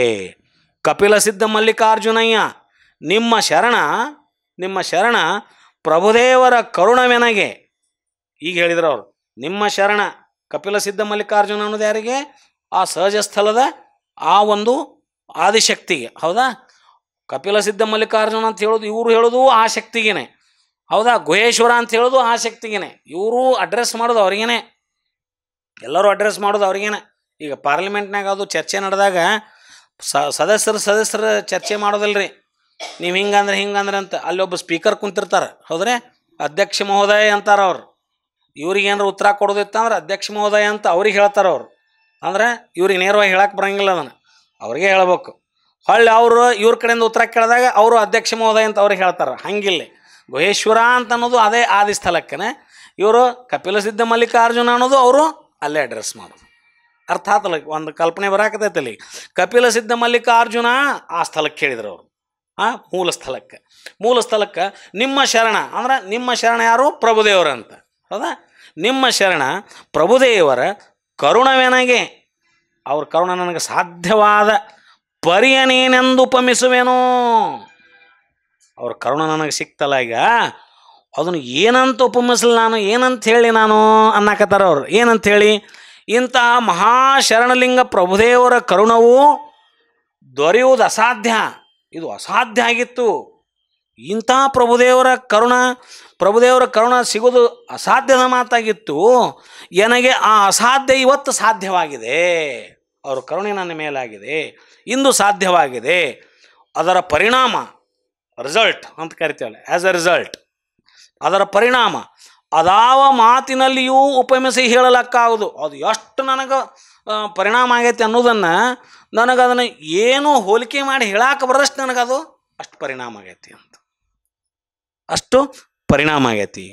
ಅದು ಮಾತಿಗೆ ಮೀರಿದ ಮಹಾಘನ. ಅದು ಮಾತಿನಿಂದ ಹೇಳಕ್ಕಂತೂ ಅದು ಸಾಧ್ಯನೇ ಆಗೋಲ್ದು. ಅದು ಮಾತಿಗೆ ಮೀರಿದ ಮಹಾಘನವೆಂದು ಸಿದ್ಧರಾಮದೇವರು ಅಲ್ಲಮಲಿಂಗದ ಕಾರುಣ್ಯವ ಪಡೆದು ಧನ್ಯತೆಯ ನುಡಿಯನ್ನು ಇಲ್ಲಿ ಈ ವಚನದ ಮುಖಾಂತರ ನುಡಿತಾರ. ಪ್ರಭುದೇವರ ಶ್ರೀಪಾದವ ಪೂಜಿಸಿದ ಸಿದ್ಧರಾಮದೇವರು ಕರುಣೆಯಿಂದ ಎನ್ನನ್ನು ಉಪದೇಶವ ನೀಡೆಂದು ಭಿನ್ನವಿಸು. ಇಷ್ಟು ಪೂಜಾ ಮುಗಿದ ಮೇಲೆ ಮತ್ತು ಅವ್ರು ಏನು ಮಾಡಿದರು, ಸಿದ್ದರಾಮೇಶ್ವರರು ನನಗೇನಾರ ಒಂದಿಷ್ಟು ಉಪದೇಶ ಕೊಡಲ್ಲ ಅಂತಂದರು. ಯಾರಿಗೆ? ಪ್ರಭುದೇವರಿಗೆ. ಮೊದಲ ಮಠಕ್ಕೆ ಕರ್ಕೊಂಬಂದರು. ಮಠಕ್ಕೆ ಕರ್ಕೊಂಬರುವಾಗ ಅವ್ರು ಹಠ ಮಾಡಿದರು. ಎಲ್ಲ ಅವ್ರ ಜೋಡಿ ಎಲ್ಲ ಚರ್ಚೆ ಆಯಿತು. ಕೊನೆಗೆ ಭಾಳ ಬೋರನೇ ಬಂದು ಅಂದ್ರೆ ಎಷ್ಟು ಕರುಣೆ ಇತ್ತು ಒಳಗೆ ಅಂದ್ರೆ ಅದು ಸುಮ್ಮನೆ ಅವ್ರು ಪರೀಕ್ಷೆ ಮಾಡಿದ್ರು. ಅವರು ಬಾ ಅಂತ ಒಮ್ಮೆ ಕರೆದಗಾಣ ಮೊದಲು ಅಲ್ಲಿ ಅಂದವರು ಬರಾಕತ್ಗಳು ಹೆಂಗೆ ಬಂದ್ರೆ ನೀವು ಅಂದ್ರೆ ಅದು ಅಸಾಧ್ಯ, ಬೋರನೇ ಬಂದು ಅಂತಂದ್ರಲ್ಲ. ಬಂದ ಮೇಲೆ ಅವ್ರ ಕಡೆಯಿಂದ ಇಂಥ ಪೂಜೆಯನ್ನು ಸ್ವೀಕಾರ ಮಾಡಿ ಪ್ರಸಾದವನ್ನು ಮಾಡಿ ಅವರಿಗೆ ಪಾದೋದಕ ಪ್ರಸಾದವನ್ನು ಕೊಟ್ಟು ಇದೆಲ್ಲ ಮುಗಿದಾದ ಮೇಲೆ ಏನಾರ ಒಂದಿಷ್ಟು ಉಪದೇಶ ಮಾಡಿರಲ್ಲ. ನಾವು ಅಂತೇವಲ್ಲ, ಗುರುಗಳೆಲ್ಲ ಪೂಜಾ ಮುಗಿಸಿ ಮನೆಗೆ ಬಂದು ಕುಂತಾಗ ಏನಂದ್ರಿಷ್ಟು ಅನುಭವ ಮಾಡಲಿ, ಒಂದಿಷ್ಟು ಏನಾರ ಆಶೀರ್ವಚನ ಮಾಡಿರಿ ಗುರುಗಳೇ ಅಂತೇವಲ್ಲ. ಅದು ಬಂತೀಗ ಆ ಪ್ರಸಂಗ. ಹೌದಾ? ಆ ಪ್ರಸಂಗ ಏನು? ಆದಿಯಿಂದ ನಿಮ್ಮಿಂದಲಾದೆನಯ್ಯ, ಅನಾದಿಯಲ್ಲಿ ನಿಮ್ಮಲ್ಲಿ ತದುಗತನಾಗಿದ್ದೇನಯ್ಯ, ನಿಮ್ಮ ಹಸ್ತ ಮುಟ್ಟಿದಲ್ಲಿ ನಿಮ್ಮ ನೆನ್ನ ಮನದೊಳಗಿಟ್ಟುಕೊಂಡಿದ್ದೇನಯ್ಯ. ಕಾಯವೆಂಬ ಕಪಟವನೊಡ್ಡಿ ನಿನ್ನ ಮರೆಸಿಕೊಂಡಿದ್ದರೆ ನಿನ್ನ ಬೆಂಬಳಿಯ ಸಂದು ನಿಮ್ಮ ಕಂಡೆನಯ್ಯ. ಕಪಿಲ ಸಿದ್ಧ ಮಲ್ಲಿನಾಥಯ್ಯ, ಎನ್ನ ಅಂತರಂಗವ ಶುದ್ಧವ ಮಾಡಿ ತಿಳುಹಾ ನಿಮ್ಮ ಧರ್ಮ. ಪ್ರಭುದೇವರಲ್ಲಿ ಈ ರೀತಿಯವರು ಕೇಳ್ಕೊತಾರ. ಆದಿಯಲ್ಲಿ ಅಂತಂದರೆ ಸೃಷ್ಟಿಯ ಉಗಮಕ್ಕೆ ಮೂಲ ಕಾರಣ ಆದಿಸ್ಥಳ. ಸೃಷ್ಟಿಯ ಉಗಮಕ್ಕೆ ಮೂಲ ಆದಿಸ್ಥಳ, ಅದು ಮಹಾಲಿಂಗ ಸ್ಥಳ. ಹೌದ್ರಿ? ಮಹಾಲಿಂಗ ಸ್ಥಳ. ಅನಾದಿ ಅಂದರೆ ಅದು ಸಹಜ ಸ್ಥಳ. ಸಹಜ ಸ್ಥಳದಿಂದ ನಿರಾಲಂಬ ಸ್ಥಳ, ನಿರಾಲಂಬದಿಂದ ಏನು ನಿರವಯ ಸ್ಥಳ. ಹೌದಾ? ನಿರಾಲಂಬದಿಂದ ನಿರವಯ ಸ್ಥಳ, ನಿರವಯ ಸ್ಥಳದಿಂದ ನೋಡ್ರಿ ಬಂದು ನಿಕ್ಕಳಂಕ ಸ್ಥಳಕ್ಕೆ ಬಂದರು. ನಿಕ್ಕಳಂಕ ಸ್ಥಳದಲ್ಲಿ ಚಿತ್ತು ಉದಯವಾಗಿತ್ತು. ಹೌದಾ? ಅದು ನೋಡೇವಲ್ಲ ಮೊದಲು ನಾವು. ನಿಕ್ಕಳಂಕ ಸ್ಥಳದಲ್ಲಿ ಚಿತ್ತು ಉದಯವಾಗಿ, ಚಿತ್ತು ಅಂದರೆ ಜ್ಞಾನ. ಹೌದಾ? ಅಭಿಲಾಷೆ, ಏನೋ ಅಪೇಕ್ಷೆ ಆಯಿತು, ಏನೋ ಲೀಲೆ ಮಾಡ್ಬೇಕಂತ ಅಪೇಕ್ಷೆ ಆಯಿತು. ಆ ಸ್ಥಿತಿಯಲ್ಲಿ ಆ ಅಭಿಲಾಷೆಯ ಗರ್ಭದಲ್ಲಿ, ಆ ಚಿತ್ತುವಿನ ಗರ್ಭದಲ್ಲಿ ನಾದ ಬಿಂದು ಕಳೆಗಳು ಉತ್ಪತ್ತಿ. ಆ ನಾದ ಬಿಂದು ಕಳೆಗಳೇ ಅ ಉ ಮ ಅಕ್ಷರಗಳಾಗಿ ಓಂಕಾರವಾಗಿ ಆ ಅ ಉ ಮ ಅಥವಾ ನಾದ ಬಿಂದುಗಳ ಜೊತೆಯಲ್ಲಿ ಚಿತ್ತು ಕ್ರೋಢಿಸಿ ಕರಿಕೊಂಡು ಅಖಂಡ ಪರಿಪೂರ್ಣ ಗೋಳಾಕಾರ ಓಂಕಾರವಾಗಿ ಅಖಂಡ ಪರಿಪೂರ್ಣ ಗೋಳಾಕಾರ ಪ್ರಣವವಾಗಿ ಅದು ಮಹಾಲಿಂಗ ಸ್ಥಿತಿಗೆ ಬಂತಲ್ಲ, ಅದು ಆದಿ. ಅದಕ್ಕೆ ನಾವು ಆದಿಸ್ಥಳ, ಆದಿಶಕ್ತಿ ಅಂತ ಕರಿತೇವೆ, ಆದಿಸ್ಥಳ ಅಂತ ಕರಿತೇವೆ. ಅದಕ್ಕೆ ಮಹಾಲಿಂಗ ಸ್ಥಳ ಅಂತ ಕರಿತೇವೆ. ಹೌದಾ? ಅದಕ್ಕೆ ನಾವು ಅಲ್ಟಿಮೇಟ್ ಗ್ರೌಂಡ್ ಆಫ್ ಥಿಂಗ್ಸ್ ಅಂತ ಕರಿತೇವೆ. Launching pad. ಯಾಕೆ ಲಾಂಚಿಂಗ್ ಪ್ಯಾಡು? ಅಲ್ಲಿವರೆಗೂ ಆ ಮೂಲ ಶಕ್ತಿ ಒಂದಾಗಿತ್ತು. ಅ ಊಮಕ್ಷರಗಳು ಉದ್ಭವ ಆದ್ರೂ, ನಾದಬಿಂದು ಕಳೆಗಳು ಇದ್ರೂ, ಚಿತ್ತು ಅದರಲ್ಲಿ ಇದ್ರೂ ಅದು ಇನ್ನೂ ಒಂದಾಗಿ ಉಳಿದಿತ್ತು, ಎರಡಾಗಿದ್ದಿಲ್ಲ. ಮಹಾಲಿಂಗ ಸ್ಥಿತಿಯಲ್ಲಿ ಎರಡಾತು. ಮಹಾಸ್ಫೋಟ. ಸೈನ್ಸ್ನವ್ರು ಹೇಳ್ತಾರಲ್ಲ ಬಿಗ್ ಬ್ಯಾಂಗ್ ಅಂತ. ಮಹಾಸ್ಫೋಟ ಸಿದ್ಧಾಂತ. ಆ ಮಹಾಲಿಂಗ ಸ್ಥಿತಿಯಲ್ಲಿ ಒಂದಿದ್ದು ಎರಡು ಆತು ನೋಡ್ರಿ, ಒಂದು ಲಿಂಗ ಇನ್ನೊಂದು ಅಂಗ. ಅದಕ್ಕಿಂತ ಮುಂಚಿನ ಸ್ಥಿತಿ ಏನೈತಲ್ಲ ಅದು ಅನಾದಿ ಸ್ಥಿತಿ. ಇದು ಆಗಿ ಬಂದ ಮೇಲೆ ಆದಿ ಸ್ಥಿತಿ ಏನೈತಲ್ಲ, ಆದಿ ಸ್ಥಿತಿ ಅಂದ್ರೆ ಒಂದಿದ್ದು ಎರಡು ಆಗೋಕ್ಕಿಂತ ಮುಂಚಿನ ಕ್ಷಣ. ಮಹಾಲಿಂಗ ಸ್ಥಿತಿಯಲ್ಲಿ ಇನ್ನೂ ಒಂದಾಯಿತು, ಅವಾಗ ಮಹಾಸ್ಫೋಟ ಆಯಿತು. ಲೀಲೆಯಾಗಿ ಸ್ವಲೀಲೆಯ ಕಾರಣಕ್ಕಾಗಿ ಮಹಾಸ್ಫೋಟ ಆಯಿತು. ಆ ಮಹಾಸ್ಫೋಟದಿಂದ ಒಂದಿದ್ದು ಏನಾಯ್ತು, ಎರಡಾಯ್ತಲ್ಲ, ಅದಕ್ಕೆ ಆದಿಸ್ಥಳ. ಆದಿಯಲ್ಲಿ ಆದಿಯಿಂದ ನಿಮ್ಮಿಂದಲಾದೆನಯ್ಯ. ಒಂದಿದ್ದು ನಾನು ನಿನ್ನಿಂದನ ಬಂದೇನೆ ಅಂತ. ನಾನು ಮೊದಲು ನೀವು ಒಬ್ಬನೇ ಇದ್ದೆಯಲ್ಲ ಇಲ್ಲದಂತೆ, ಇದ್ದೆಯಲ್ಲ ಇಲ್ಲದಂತೆ ಇದ್ದೆಲ್ಲ. ಈಗ ನಾನು ಅದೇನಿ ನೀ ಆಗೇನೆ ಅಂದ್ರೆ ಒಂದಿದ್ದು ಎರಡು ಆತಲ್ಲ, ಅದು ಎಲ್ಲಿ ಆಗೈತೆ, ಅದು ಆದಿಸ್ಥಳದಿಂದ ಆಗೈತಿ ಅಂತ ಅರ್ಥ. ಅದು ನಿಮಗೆ ಹಿಂದಿನ ನೆನಪಾತಂದ್ರೆ ಈಗ ನಿಮಗೆ ಈಗ ಅರ್ಥ ಆಕತಿ. ಈಗ ಅದು ಶೂನ್ಯ ಸ್ಥಿತಿಯಿಂದ ಬಂದು ನಾವು ಹೇಳಿದ್ದದಾವಲ್ಲ, ಅವು ನೆನಪಾದ್ರೆ ಇಲ್ಲಿ ಆದಿಸ್ಥಳದಲ್ಲಿ ಎರಡಾಯಿತು, ಲಿಂಗ ಮತ್ತು ಅಂಗ. ಬಿಗ್ ಬ್ಯಾಂಗ್ ಥಿಯರಿ ಸೈನ್ಸ್ ನಮಗೆ ಹೇಳೋದು ಎಲ್ಲಿಂದ, ಮಹಾಲಿಂಗ ಸ್ಥಿತಿಯಿಂದ ಹೇಳ್ತತಿ. ಸೃಷ್ಟಿಯ ವಿಕಾಸವಾದವನ್ನು ವಿಜ್ಞಾನ ಹೇಳೋದು ಮಹಾಲಿಂಗ ಸ್ಥಿತಿಯಿಂದ. ಆದರೆ ಸೃಷ್ಟಿ ವಿಕಾಸ ಅಲ್ಲಿಕ್ಕಿಂತ ಮುಂಚೆ ಸಹಜ ಸ್ಥಳದಿಂದ ಏನೋ ನಿರಾಲಂಬದಿಂದ ನಿರವಯ, ನಿರವಯದಿಂದ ನಿಕ್ಕಳಂಕ, ಇದು 4 ಥರದಲ್ಲಿ ರೂಪಾಂತರ ಆಗಿತ್ತು, ವಿಕಾಸ ಆಗಿತ್ತು. ಅದೇನು ವಿಜ್ಞಾನಕ್ಕೆ ಗೊತ್ತಾಗಿಲ್ಲ. ವಿಜ್ಞಾನಕ್ಕೆ ಈಗ ಗೊತ್ತಾಗೈತಿ, ಮಹಾಸ್ಫೋಟ ಈಗ ಗೊತ್ತಾಗೈತಿ. ಅದಕ್ಕಿಂತ ಮುಂಚೆ ನಾಲ್ಕು ಚಕ್ರಗಳಲ್ಲಿ ರೂಪಾಂತರ ಆಗಿ ಬಂದೈತಿ. ಅದು 4 ಚಕ್ರಗಳಲ್ಲಿ ರೂಪಾಂತರ ಆಗಿ ಬಂದೈತಿ. ಅದಿನ್ನೂ ತಿಳಿದೇ ಇಲ್ಲ ಸೈನ್ಸ್ನವರಿಗೆ, ಅದಿನ್ನೂ ವಿಜ್ಞಾನಕ್ಕೆ ತಿಳಿದಿಲ್ಲ. ಅದು ಬಿಗ್ ಬ್ಯಾಂಗ್ ಥಿಯರಿ ಈಗ ಹೇಳ್ಯಾರ, 18-20 ವರ್ಷದಿಂದ ಹೇಳಿದ್ರು ಅವರು. ಮಹಾಸ್ಫೋಟವಾಯಿತು. ಆ ಮಹಾಸ್ಫೋಟವನ್ನು ಶರಣರು ಅವಾಗ ಹೇಳ್ಯಾರ. ಅಂದ್ರೆ ಶರಣರು ಹೇಳಿದ್ದು ಎಲ್ಲವೂ ವಿಜ್ಞಾನವೇ, ವಿಜ್ಞಾನ ಬಿಟ್ಟು ಏನು ಹೇಳಿಲ್ಲ ಅವರು ಶರಣರು.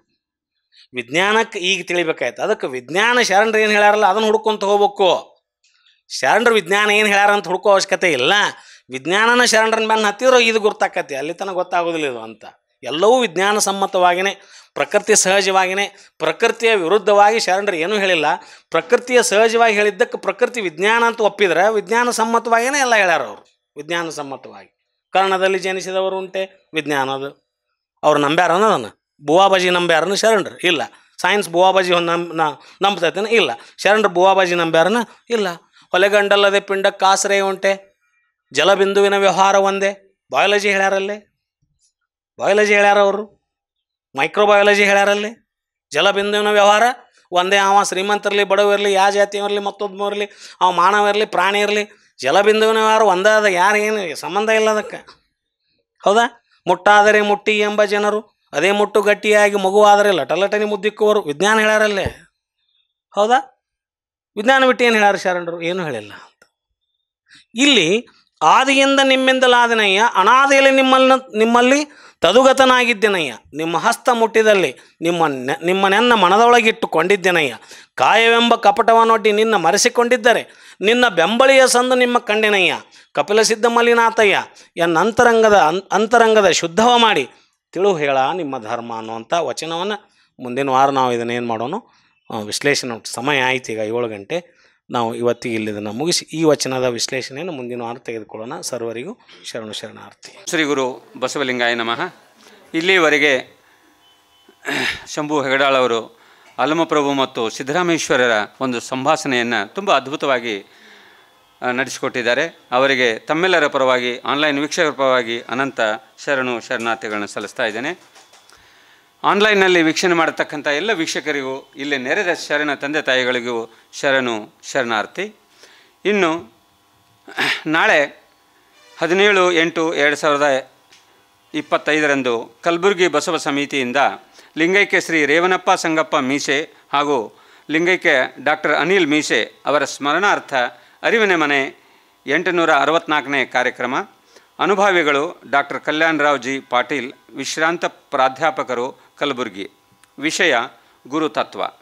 ಇನ್ನು ನಾಡಿದ್ದು ಸೋಮವಾರ 18/8/2025 ಬೆಂಗಳೂರು ಬಸವ ಸಮಿತಿಯಿಂದ ಕಾರ್ಯಕ್ರಮ ನಡೆಯಲಿದೆ.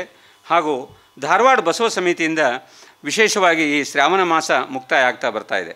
ಅದರ ಪ್ರಯುಕ್ತ ದಿನಾಂಕ 19ರಿಂದ 23ರವರೆಗೆ ವಿಶೇಷ ಕಾರ್ಯಕ್ರಮವನ್ನು, ಈ ಶೂನ್ಯ ಸಂಪಾದನೆ ಕಾರ್ಯಕ್ರಮವನ್ನು ನಾವು ನಡೆಸ್ತಾ ಇದ್ದೇವೆ. ದಿನಾಂಕ 19ರಂದು ಶೂನ್ಯ ಸಂಪಾದನೆಯ ಅನುಭವ ಮಾಲಿಕೆ 52 ಪ್ರಸಾರ ಆದರೆ 20ನೇ ತಾರೀಕಿನ ದಿವಸ ಅಂದರೆ ಬುಧವಾರ ದಿವಸ 53ನೇ ಮಾಲಿಕೆ, ಹಾಗೂ 21ರಂದು ಅಂದರೆ ಗುರುವಾರ ದಿವಸ 54ನೇ ಮಾಲಿಕೆ, ಹಾಗೂ 22/8 ಶುಕ್ರವಾರ ದಿವಸ 55, ಹಾಗೂ ಮುಂದಿನ ಶನಿವಾರ 23/8/2025ರಂದು 56ನೇ ಕಾರ್ಯಕ್ರಮ ನಡೆಯಲಿದೆ. ಈ ಕಾರ್ಯಕ್ರಮಗಳನ್ನೆಲ್ಲರೂ ಈಗ ಎಲ್ಲವನ್ನು ತಾವು ವೀಕ್ಷಿಸಲು ತಮ್ಮಲ್ಲಿ ವಿನಂತಿಸಿಕೊಳ್ಳುತ್ತಾ ಎಲ್ಲರಿಗೂ ಮತ್ತೊಮ್ಮೆ ಶರಣಾರ್ಥಿ.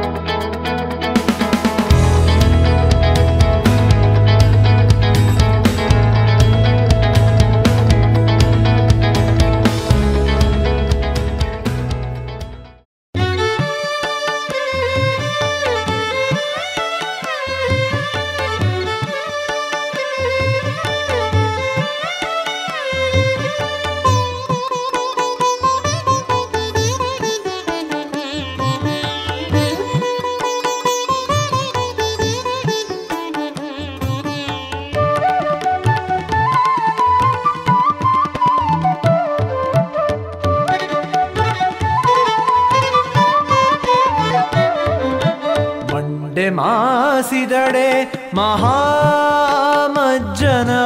ಮಾಡುವುದು, ಮಂಡೆ ಮಾಸಿದಡೆ ಮಹಾಮಜ್ಜನವ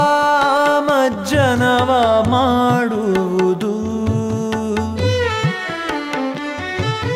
ವಸ್ತ್ರ ಮಾಸಿದಡೆ ಮಡಿವಾಳರಿಗಿಕ್ಕುವುದು, ವಸ್ತ್ರ ಮಾಸಿದಡೆ ಮಡಿವಾಳರಿಗಿಕ್ಕುವುದು, ಮಂಡೆ ಮಾಸಿದಡೆ ಮಹಾಮಜ್ಜನವ ಮಾಡುವುದು, ಮಂಡೆ ಮಾಸಿದಡೆ ಮಹಾಮಜ್ಜನವ ಮಾಡುವುದು.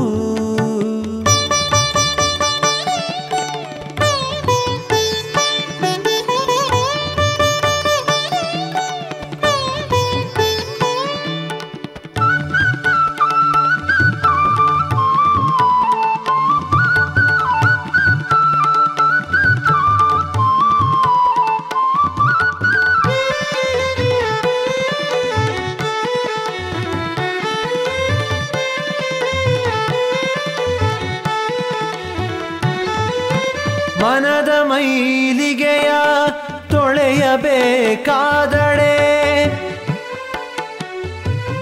ಮನದ ಮೈಲಿಗೆಯ ತೊಳೆಯಬೇಕಾದಡೆ, ಕೂಡಲ ಚೆನ್ನ ಸಂಗಯ್ಯನ ಶರಣರ ಅನುಭಾವವ ಮಾಡುವುದು, ಕೂಡಲ ಚೆನ್ನ ಸಂಗಯ್ಯನ ಶರಣರ ಅನುಭಾವವ ಮಾಡುವುದು, ಮಂಡೆ ಮಾಸಿದಡೆ ಮಹಾಮಜ್ಜನವ ಮಾಡುವುದು, ಮಂಡೆ ಮಾಸಿದಡೆ ಮಹಾಮಜ್ಜನವ